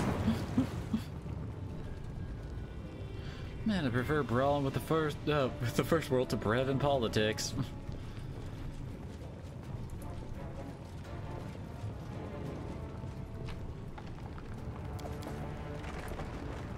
Oh, hey, Kegar. Oh, careful. Live metal stand in our way. Kill many fellow longtail. Black, scary, making much noise. Spells not hurt it. It can heal itself. Very strong. Came from big broken cup. With it came warm blood shadow. Shortened crown, bush of hair on face. Metal is a shadow two-way see. Came from past and won't return them kingdom. Bad when dead shadows walk. They want to attack us. Long-tail arrows kill warm blood shadow. Metal very, very angry by this. They fight this, you take it. It make black metal not heal. Long-tail cannot defeat it, but you can. Construct Bane. Yeah, nice. Let's see. Make sure we're selecting everybody. Time to go back. Since we got another piece to destroy. At this point, we probably should rest, just so we can get our buffs all back online. That's supposed to be the Lantern King up here?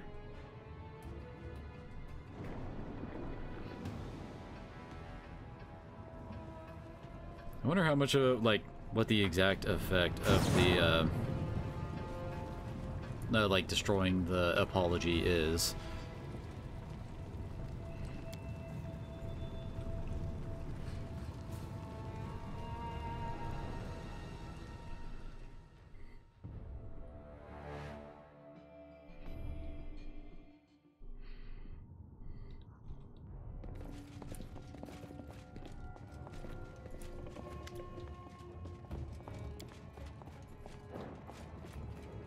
The wall of power that includes your former residence slowly melting. 3 magnet. Oh, there's 3, huh? Or actually more. Like we need to get enough to actually open up the way.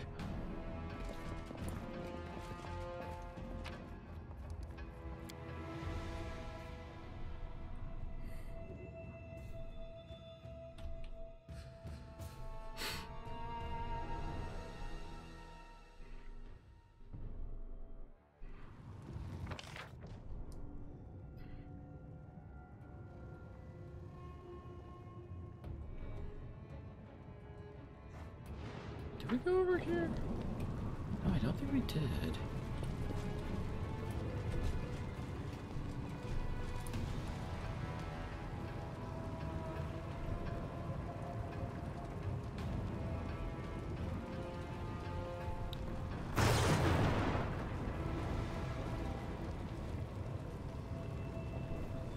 Taste my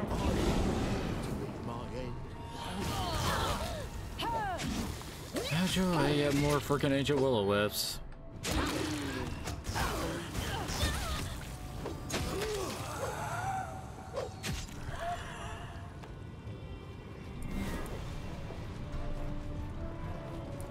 what's the point of coming down here then?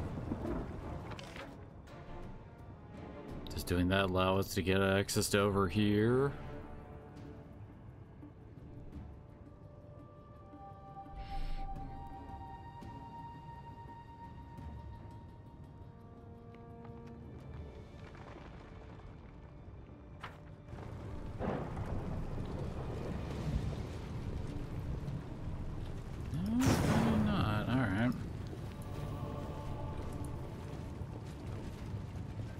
Follow my lead.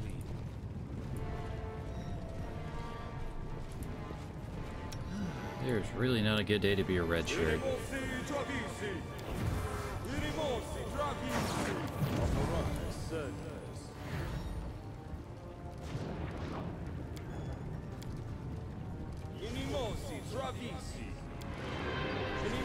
Time's not waiting.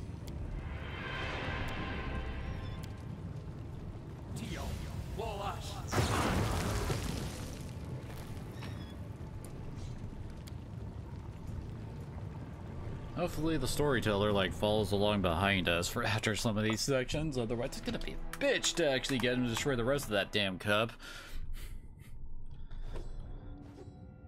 It's an adamantine golem, great.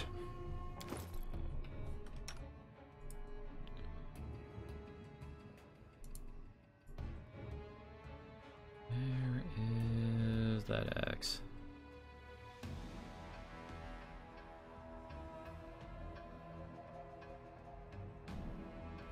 I did it.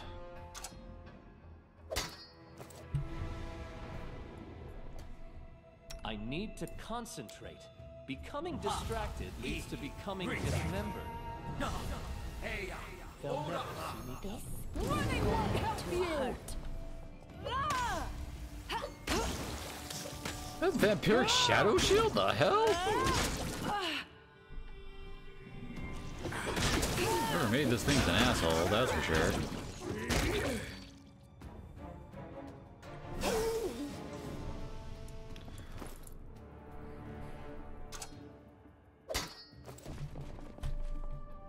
This is for you! Don't you guys make your save already? +8 belt of physical perfection? Doesn't she have that? Yeah, she has that. Really the only other true option for that.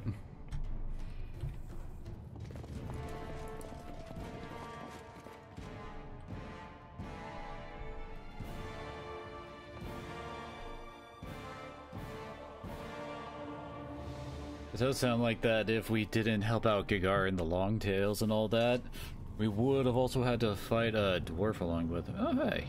Okay, good. Yeah, we do have yet another, like, forward base kind of a thing.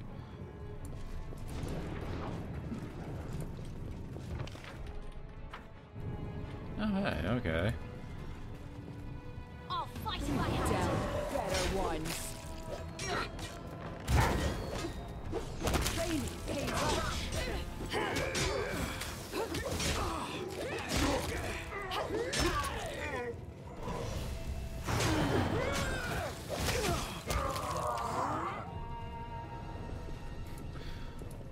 And he goes wibbly wobbly. To victory! Oh wait, they have. Oh, it's freedom movement. Because I was like, oh god, do they actually have haste up? That's a food team too.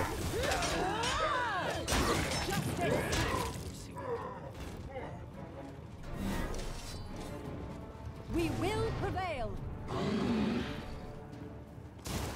My training pays off.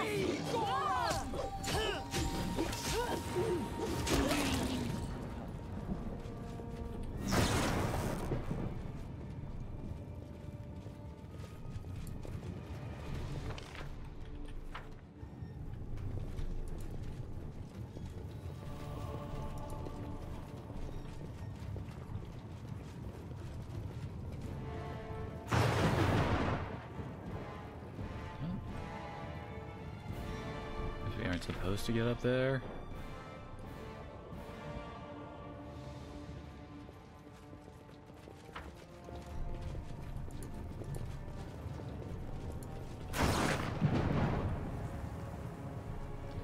This is what we're talking about for, well, why we needed the cup and all that. Oh, I forgot to legendary proportion to Mary.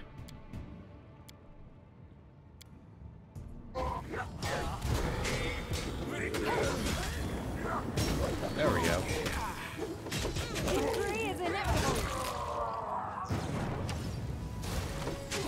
Seriously, that just makes a mirror ridiculous.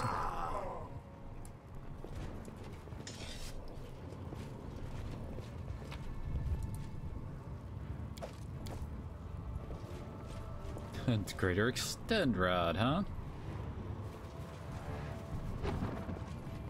Enemy approaching.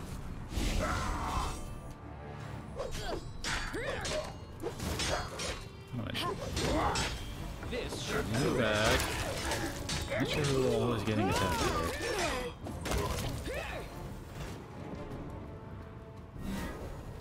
Don't matter, they all did.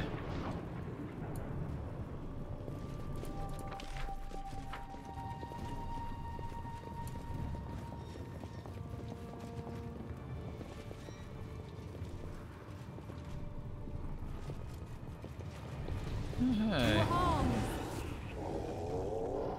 Ooh, Jabberwock.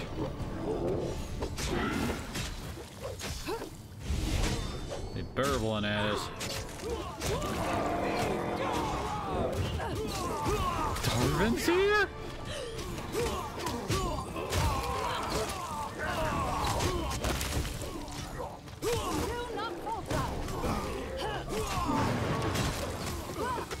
Gotta kill that freaking Jabberwock.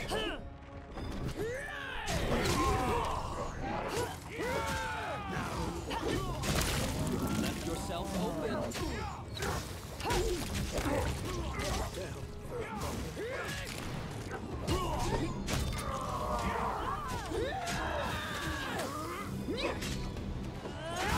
Oh, yep, there's our next one.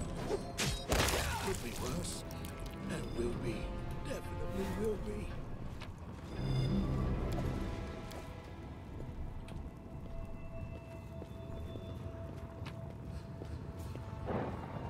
Jabberwock doesn't have loot.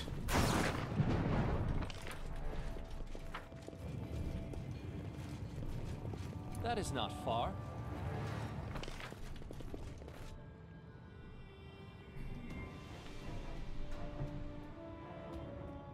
Alright, let's break this cup. And I guess rest... What the hell? Why did everything, like, jump on the map?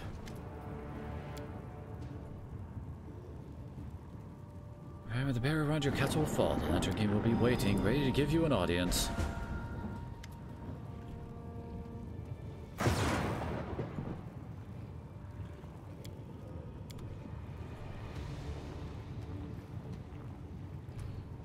Alright, we're now all healed up.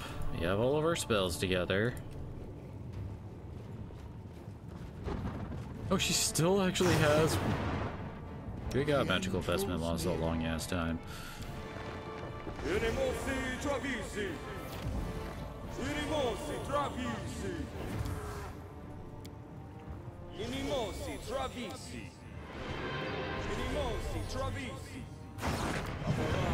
well.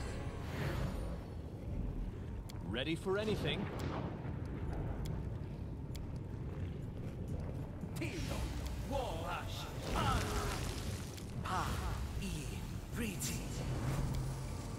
Really should have gotten into a better habit of using that, shouldn't I? With how much I use archery, it seems like a given, you know? I'm just almost freaking 19.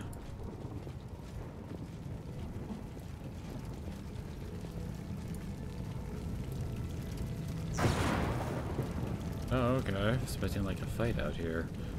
No mistakes. Alrighty then.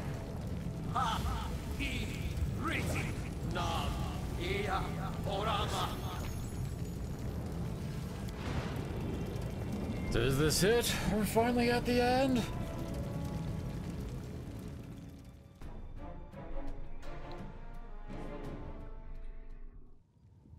In due time.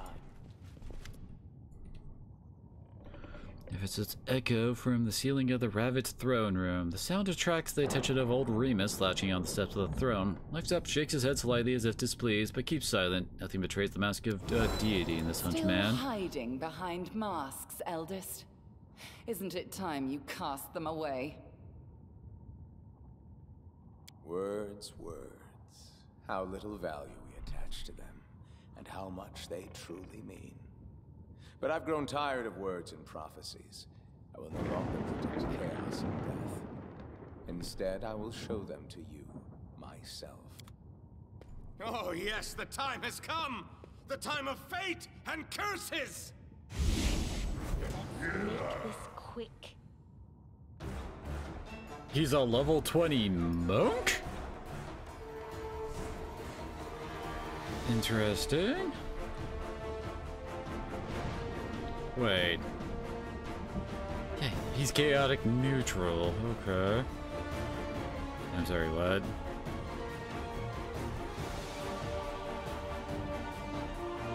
No idea what that does. Well, he seems to have some interesting abilities, at least.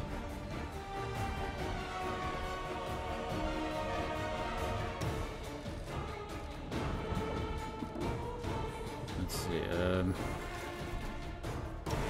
form the lines.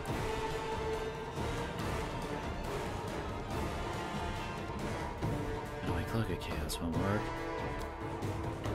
Because he is chaotic.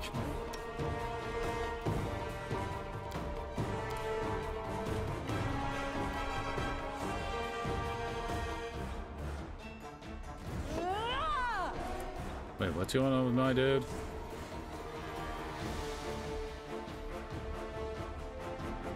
My dude looked funky back there. What the heck? I have no idea. Screw it!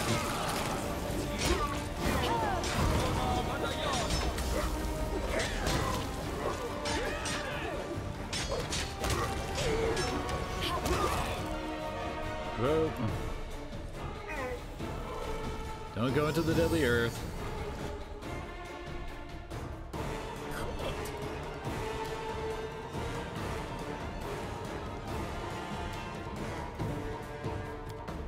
Oh my god, I should have used that earlier.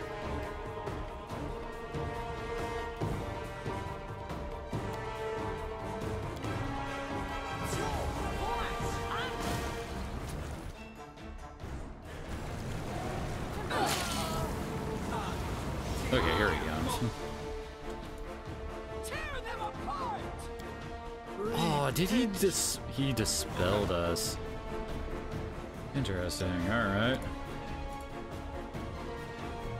I can fix some of this though. Finish casting this. You don't seem to like my curses! Maybe you like myself better?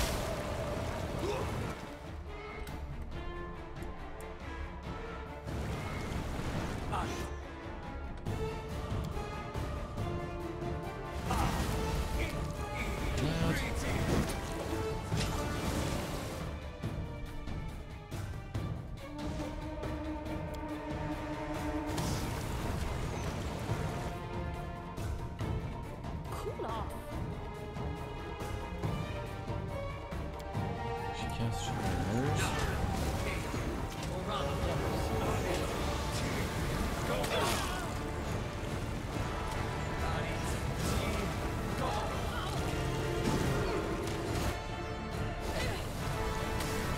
God, Deadly Earth does work.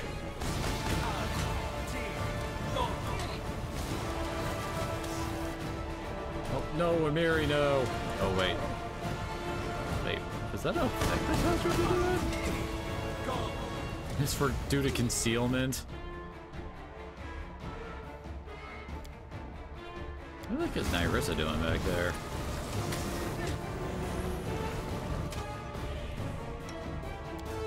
Oh, Hareem, bad Hareem.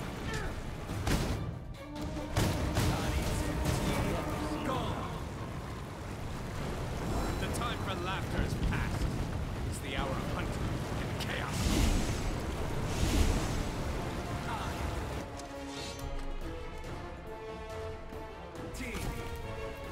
Oh wait, never mind.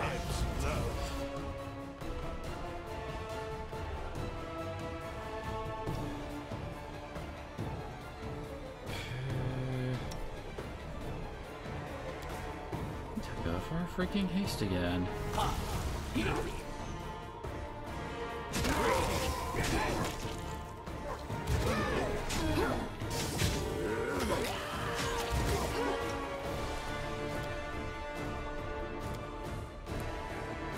can't stop me!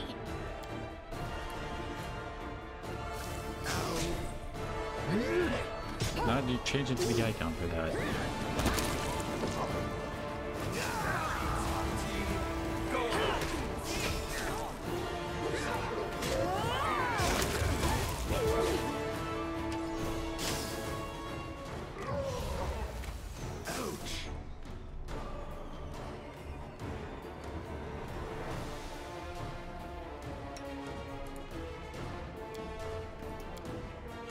Some more controlled. Actually, wait. I could actually spam some chain lightning here. Try to get some heals up.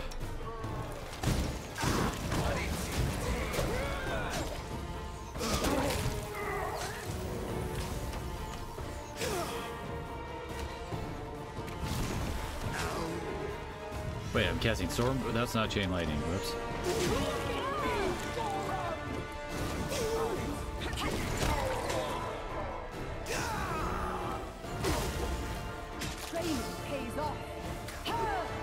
Damn, storm bolts does damage.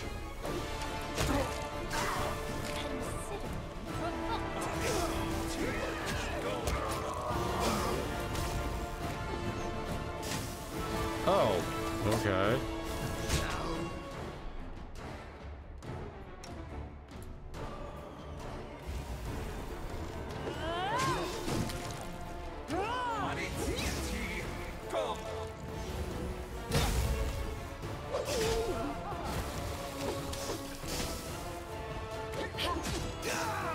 AC of 40 freaking 4.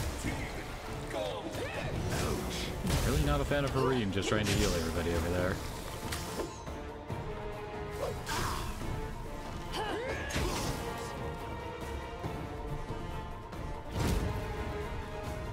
Enough. As soon as the Horned Hunter's body disappears in the fire, the destroyed throne room is flooded with light. The Lantern King and his true blazing four appear in the middle of the room. His fierce mask is ringed by fire. The games have ended. Time freezes like resin, trapping you and the eldest in amber light, and the light grows brighter. Rays pass through you, pierce you, ruthlessly bearing your innermost secrets, fears, and desires. Something inside of you resonates with the light of the eldest. You're cursed. Like the splitter of an arrow that remains in the wound, a slow weapon crawling towards your heart. As the rays touch it, begins to heat up and then burns with intolerable pain. Masks is over. You risk challenging an eldest, and I accept the challenge. You will fight not a mere embodiment, but my true essence. This is my essence. I don't need magic or servile monsters to destroy you. Words are enough. Yes, words. I once told you, words spoken in the right time and place possess the power of the storm. You lightheartedly answer that you know what your power and essence are. In the thirst for adventures, I remember your answer. The world remembers it too. Your answer, your heart, your essence. Now, cursed king, I'm taking this part of your soul, as I took away Nerissa's ability to love. What you called your essence is yours no more. Pain come crashing down upon you, but recedes quickly. You cannot tell whether you were protected by your words or something more, the essence of your soul. But the attack of the eldest was parried. We both were incredible. Well, what do you want? A meager patch of land, a few thousand souls? My dominion is chaos and magic, madness and deceit. Your power is nothing compared to mine. And that is why you are helpless before me. You will take my every blow as a divine punishment, as something imminent.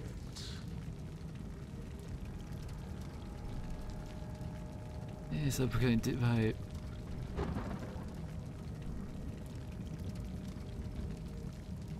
Ooh.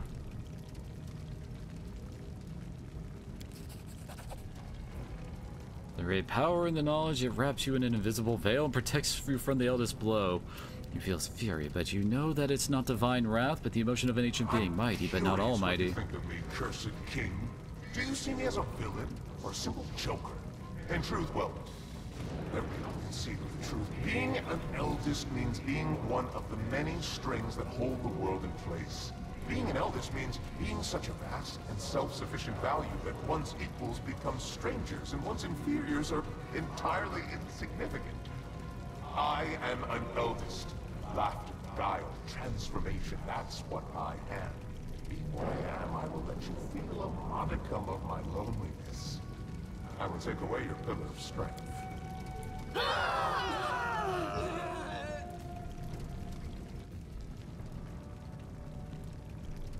I'll also support you face the deal alone. Silence hangs over the ruined throne room.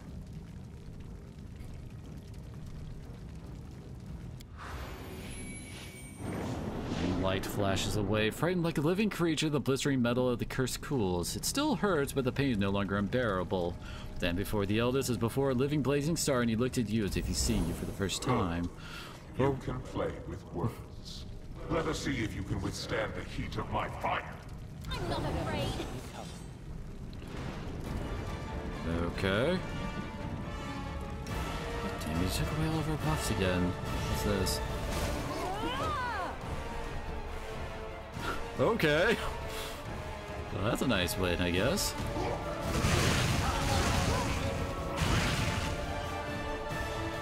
So let's see. 630 hit points. You resist fire and acid.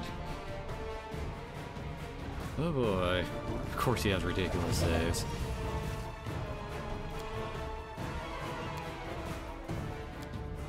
Seriously, what is she trying to do back there to help us out?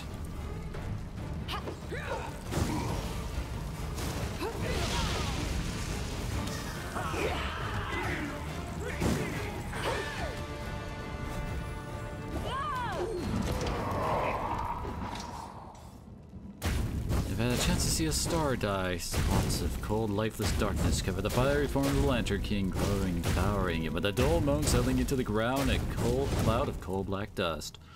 A moment later, right where the eldest crown lay burning, another shining image is born.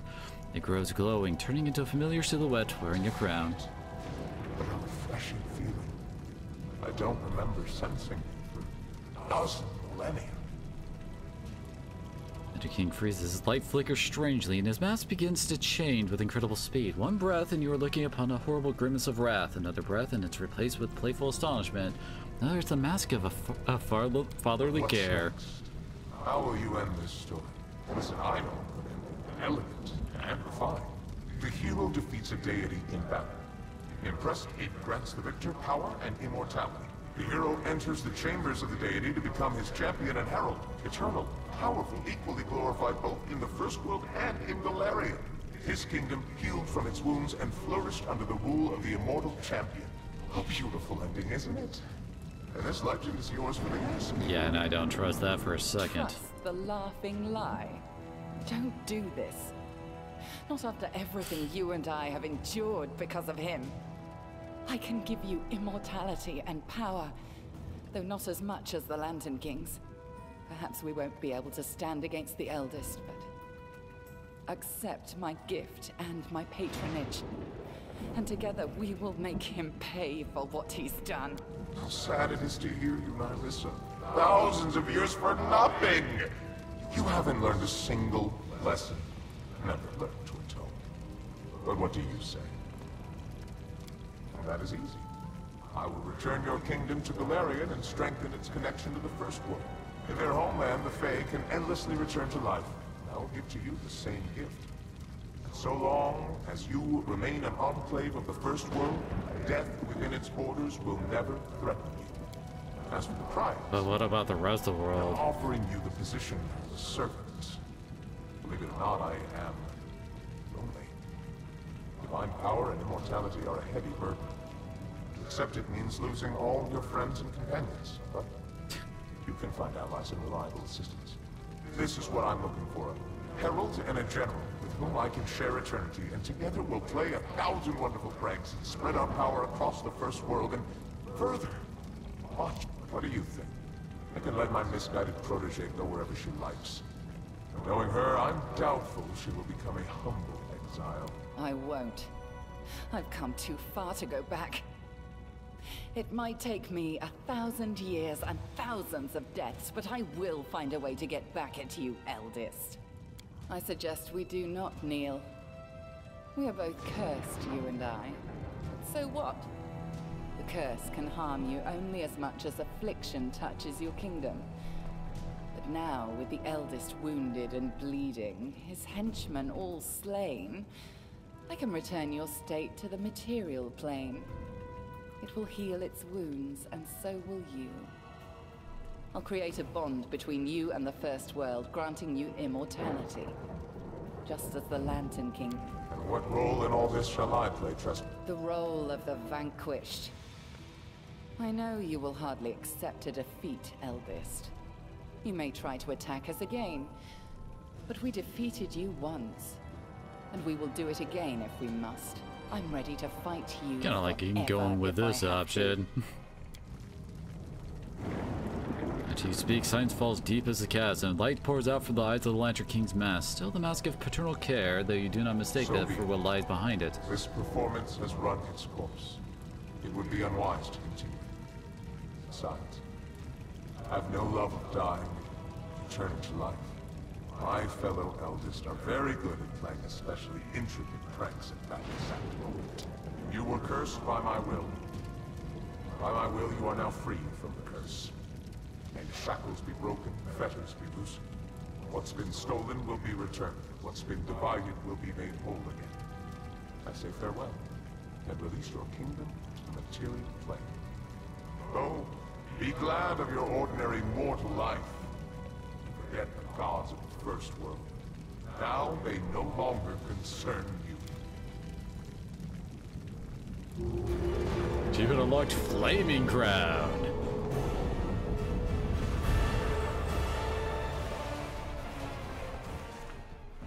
Now that the eldest and other spiteful beings wouldn't be bothering us, the king returned to his subjects and celebrated the victory and the end of the kingdom's miseries with great fanfare. Everything gradually returned to normal, including our exciting lives. Not always peaceful, but also not troubled by invasions from another world. And little by little, our heroes and the common folk began to forget the sorrows of the past. Sometimes, on clear spring nights, the king saw dreams. In them, the nymph Nyrissa, fierce and wounded, battled the Jabberwock, died, and returned to life. Again, and again, and again. If we could handle the Jabberwock, why can't she at this point? Under the wise leadership of the king, the stolen lands became a true country. There was still much to be done, of course, and some of it will need to be finished by our heroes' descendants. But there are no longer cut purses on every corner, and the peasants aren't afraid some new self-proclaimed chief will show up and strong-arm himself into power. The stolen lands are called the Land of Popular Rule, for in these lands, common people feel fully in control of their fates. Unfortunately, the total absence of authority allowed one of the richest regions in the kingdom to proclaim itself an independent republic, and retrieving those territories came at a rather high price for the king. Just half a year after the war with the First World, Galt moved its troops to the southern border of the kingdom. Their attack was rebuffed. The enemy state's infantry could do little against soldiers who were skilled with their swords and knew the military arts better than the alphabet. Since then, Galt hasn't risked crossing any borders again, fearing cruel retaliation for further insolence. Who'd have thought that some tiny barony founded in the Stolen Lands by an adventurer would become a real kingdom, playing a prominent part in world politics? Of course, not everyone likes the proactive stance of this young, bold state, but the fact of the matter is, they can't afford to ignore the king and his diplomats. The feud between Brevois North and South, which had been smoldering for ages, never sparked the fires of civil war. Through great effort, our king managed to bring both parties to the negotiating table. While Rostland didn't gain its independence, it did receive wide autonomy rights. Our relationships with both House Sertova and the Sword Lords are respectful, but they've become lukewarm. Because of us, neither side got everything they wanted. Casil Aldori settled in our capital, though he left politics to teach dueling. The Tiger Lords found it difficult to recuperate after what Armagh did to them. The barbarians remaining in Numeria weren't very happy that we sheltered the deposed chief and his supporters, but they were too afraid of him to attack us over it. That bomb has a long fuse, but it's definitely burning. I'm afraid that a few generations down the road, the grandchildren of the current Tiger Lords may want to retaliate against us for their grandfathers. Pitax almost returned to its former state, a joyful city filled with beers of dubious quality and deals of questionable legality. The old trade houses lost the crown, but they retrieved the property Iravetti had taken from them. Soon, Pitax became almost like a second capital in the kingdom, a thriving city through which rivers of money from across the region ran. Unfortunately, we get much less of this money than we would like. Governor Liachenza turned out to be helpless against widespread investment. That's how his name is pronounced? Maestro Bellavara gave the Academy of the Arts a second wind. Throwing out mediocre students and sycophants, she gathered within its walls talented visionaries, rebels, and freethinkers. Those whose gifts felt cramped within the walls of more respectable institutions. She managed to do what Iravetti never could, namely, make the Academy truly famous, albeit scandalously so.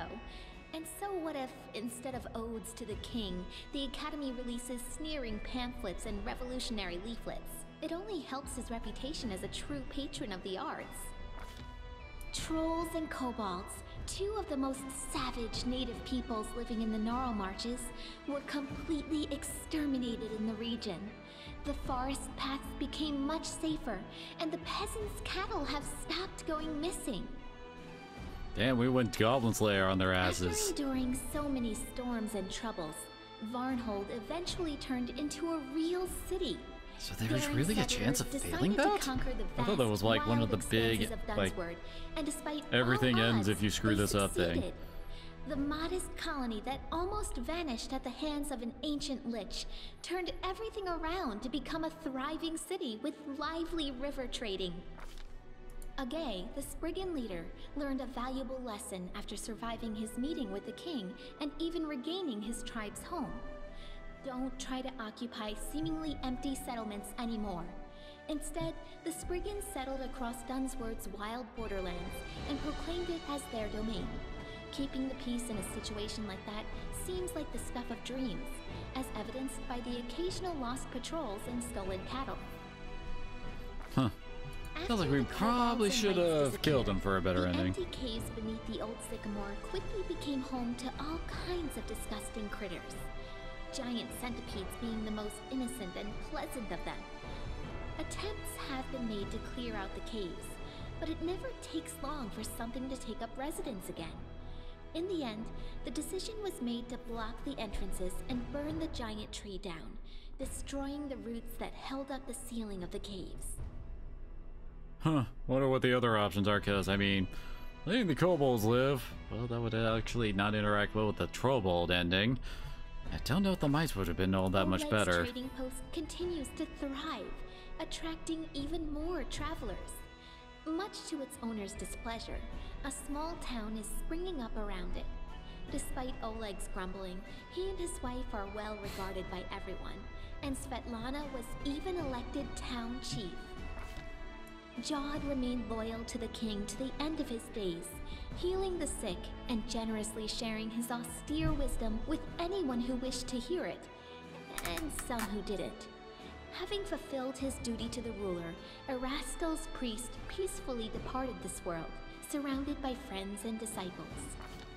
Reinhardt became a loyal ally and trade partner of the kingdom, and Darvin himself had been seen as a frequent guest in the capital.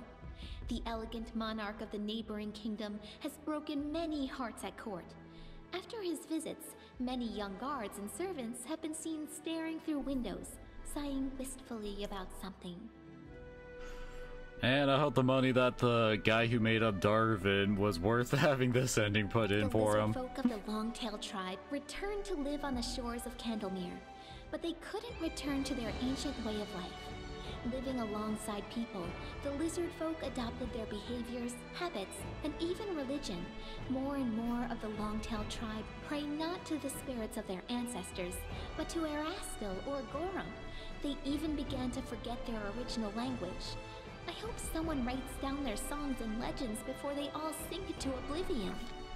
The goblins who put so much effort into preserving the king's lands obviously felt that gave them the right to do whatever they wanted in the kingdom. Travelers are careful to move in groups when they can, and any peasants who spot at least one particularly toothy stranger immediately raise the alarm. For if you see one goblin, there's likely a whole gang. Knock, knock! The sweet teeth departed on a journey, hoping to see as many wonders as possible of this world and others. They keep sending us news from every corner of the map. Their bright painted wagon, drawn by a bull mastodon, crisscrosses Galarian, somehow appearing in the center of one incredible story after another. Evindra was glad to see the Lantern King's plans turn to dust. She spent some time helping restore the kingdom after the calamity, then returned home to the First World. They say the rebellious spirit of her cousin Nyrissa awoke within her as well. Evindra is said to recount our story to the Fae, encouraging them to question the power and might of the eldest. After the victory, the storyteller abandoned his affairs and began spending a lot of time alone in contemplation. He eventually bid farewell to the king and left his lands. But I suspect the inhabitants of Galarian haven't heard the last of this mysterious traveler, for his own story is hardly finished. Wonder if he shows up in the next game. Amiri remained a pariah to her native tribe, but she stayed close friends with Nylak, who ruled the Six Bears wisely and taught them to survive in the unfamiliar plains and cities. The restless barbarian would often travel for long stretches of time, but sooner or later she would always return to her old friends, bragging about new scars and recounting new feats, many of which Nylak immortalized in song. Valerie stayed to serve the king, and to this day she continues to be a muse to many people. Not just bards and admirers, but to warriors as well. Honest and resilient, Valerie is not just famous for her feats in battle, but also for her patience and kindness, which she says the king helped her discover within herself. Harem went mad for good, or perhaps simply understood the true wisdom of Grotus. I'm not really sure if there's a difference. He left the palace barefoot, taking only a cane with him as he went off to preach. He died destitute, somewhere along the side of the road.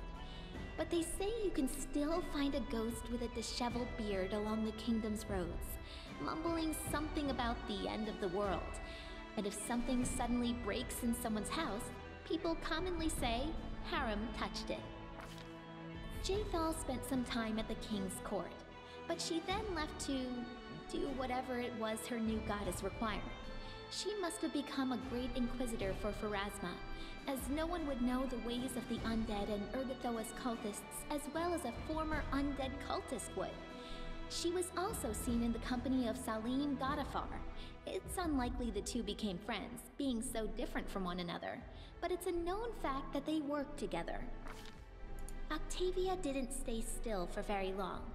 Soon, she and Reg went to Numeria and started a huge slave rebellion there.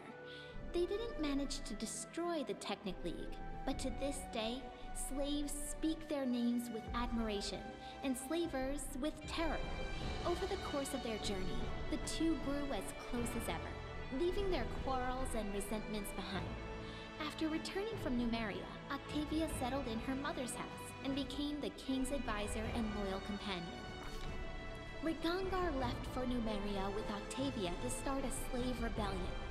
Over the journey, he really matured and learned to understand others, as well as how to control his anger. After he returned, he took a position in the king's court. Being both formidable and charming, he inspired fear in the hearts of some and lust in others. There are even some rumors that he almost talked Octavia into marrying him, and possibly even continuing the Della Fiorni line. Once the war was over, Tristan kept his promise to Sarenrae. In the middle of celebrating the king's victory, the priest suddenly disappeared in a flash of light, vanishing forever. I hope Sarenrae didn't take the Movonic Deva's memory, so her servant might still remember us and the stolen lands. Or if she did, I hope he was at least able to forget everything about the lands in which he endured so much suffering. Jubilost returned to the life of a traveling explorer, frequently visiting his favorite kingdom. He said so himself. His famous work studying the First World all opened with a dedication to his longtime companion, the king. Another name was also mentioned, 2Z, my guide and inspiration. That's pronounced Z? Asked Jubilost There's many an A in times there. about this mystery lady, but he would only chuckle, hitch his knapsack on his shoulder, and return to storm the vast expanses of the First World once again. As for Knock Knock, apologies, I mean Jester Knock Knock, he continued to be a great source of entertainment for the kingdom, both in and out of the throne room, sometimes even on purpose. His antics in the kingdom had an additional effect. Aside from bringing joy and amusement to the citizens, it also softened the common view of goblins.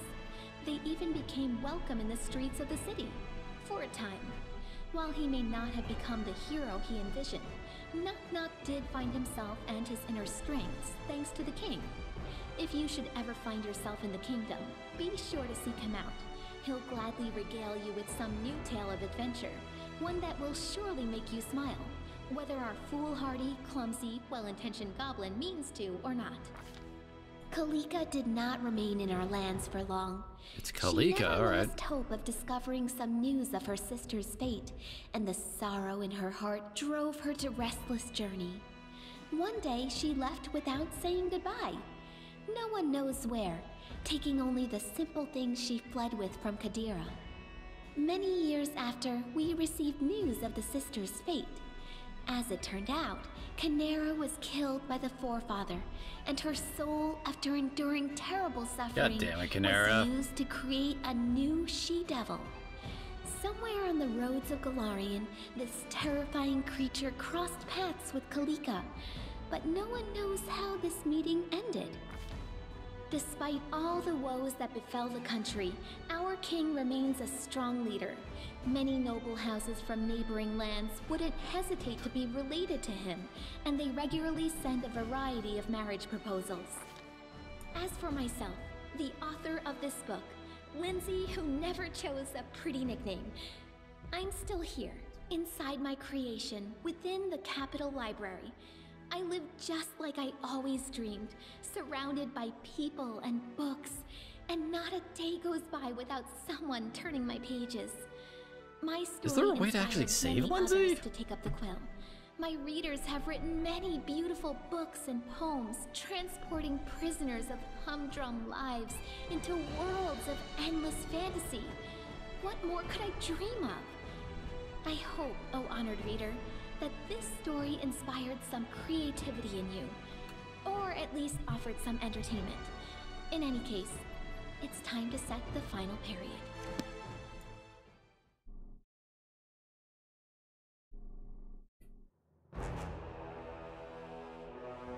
Oh. Wait, what? There are credits? I mean, I guess there's credits here. Guess we'll play. Oh, you have to actually like read through all of them? Oh, and these are Patreon people, isn't it? Well, that's it for Pathfinder Kingmaker. God damn, this was a game! And... okay, how do I put this? I loved it. I think it's great. It does have some issues. But my word, did these guys... like, this is like a first-time developer that made this game. This 100-hour epic. This game full of freaking adventures, choices, story beats, characters. So many things within it. It feels like this huge thing that... I don't know, it's just so grand. I don't think I've really played something quite as huge as this. And especially quite as good for a first-time developer. I mean, there are issues. The length is definitely one of them, in my opinion. I'm not entirely certain how I would try to fix something like this, but I mean, it is 100 hours long. There is a point where burnout starts to set in with something like this.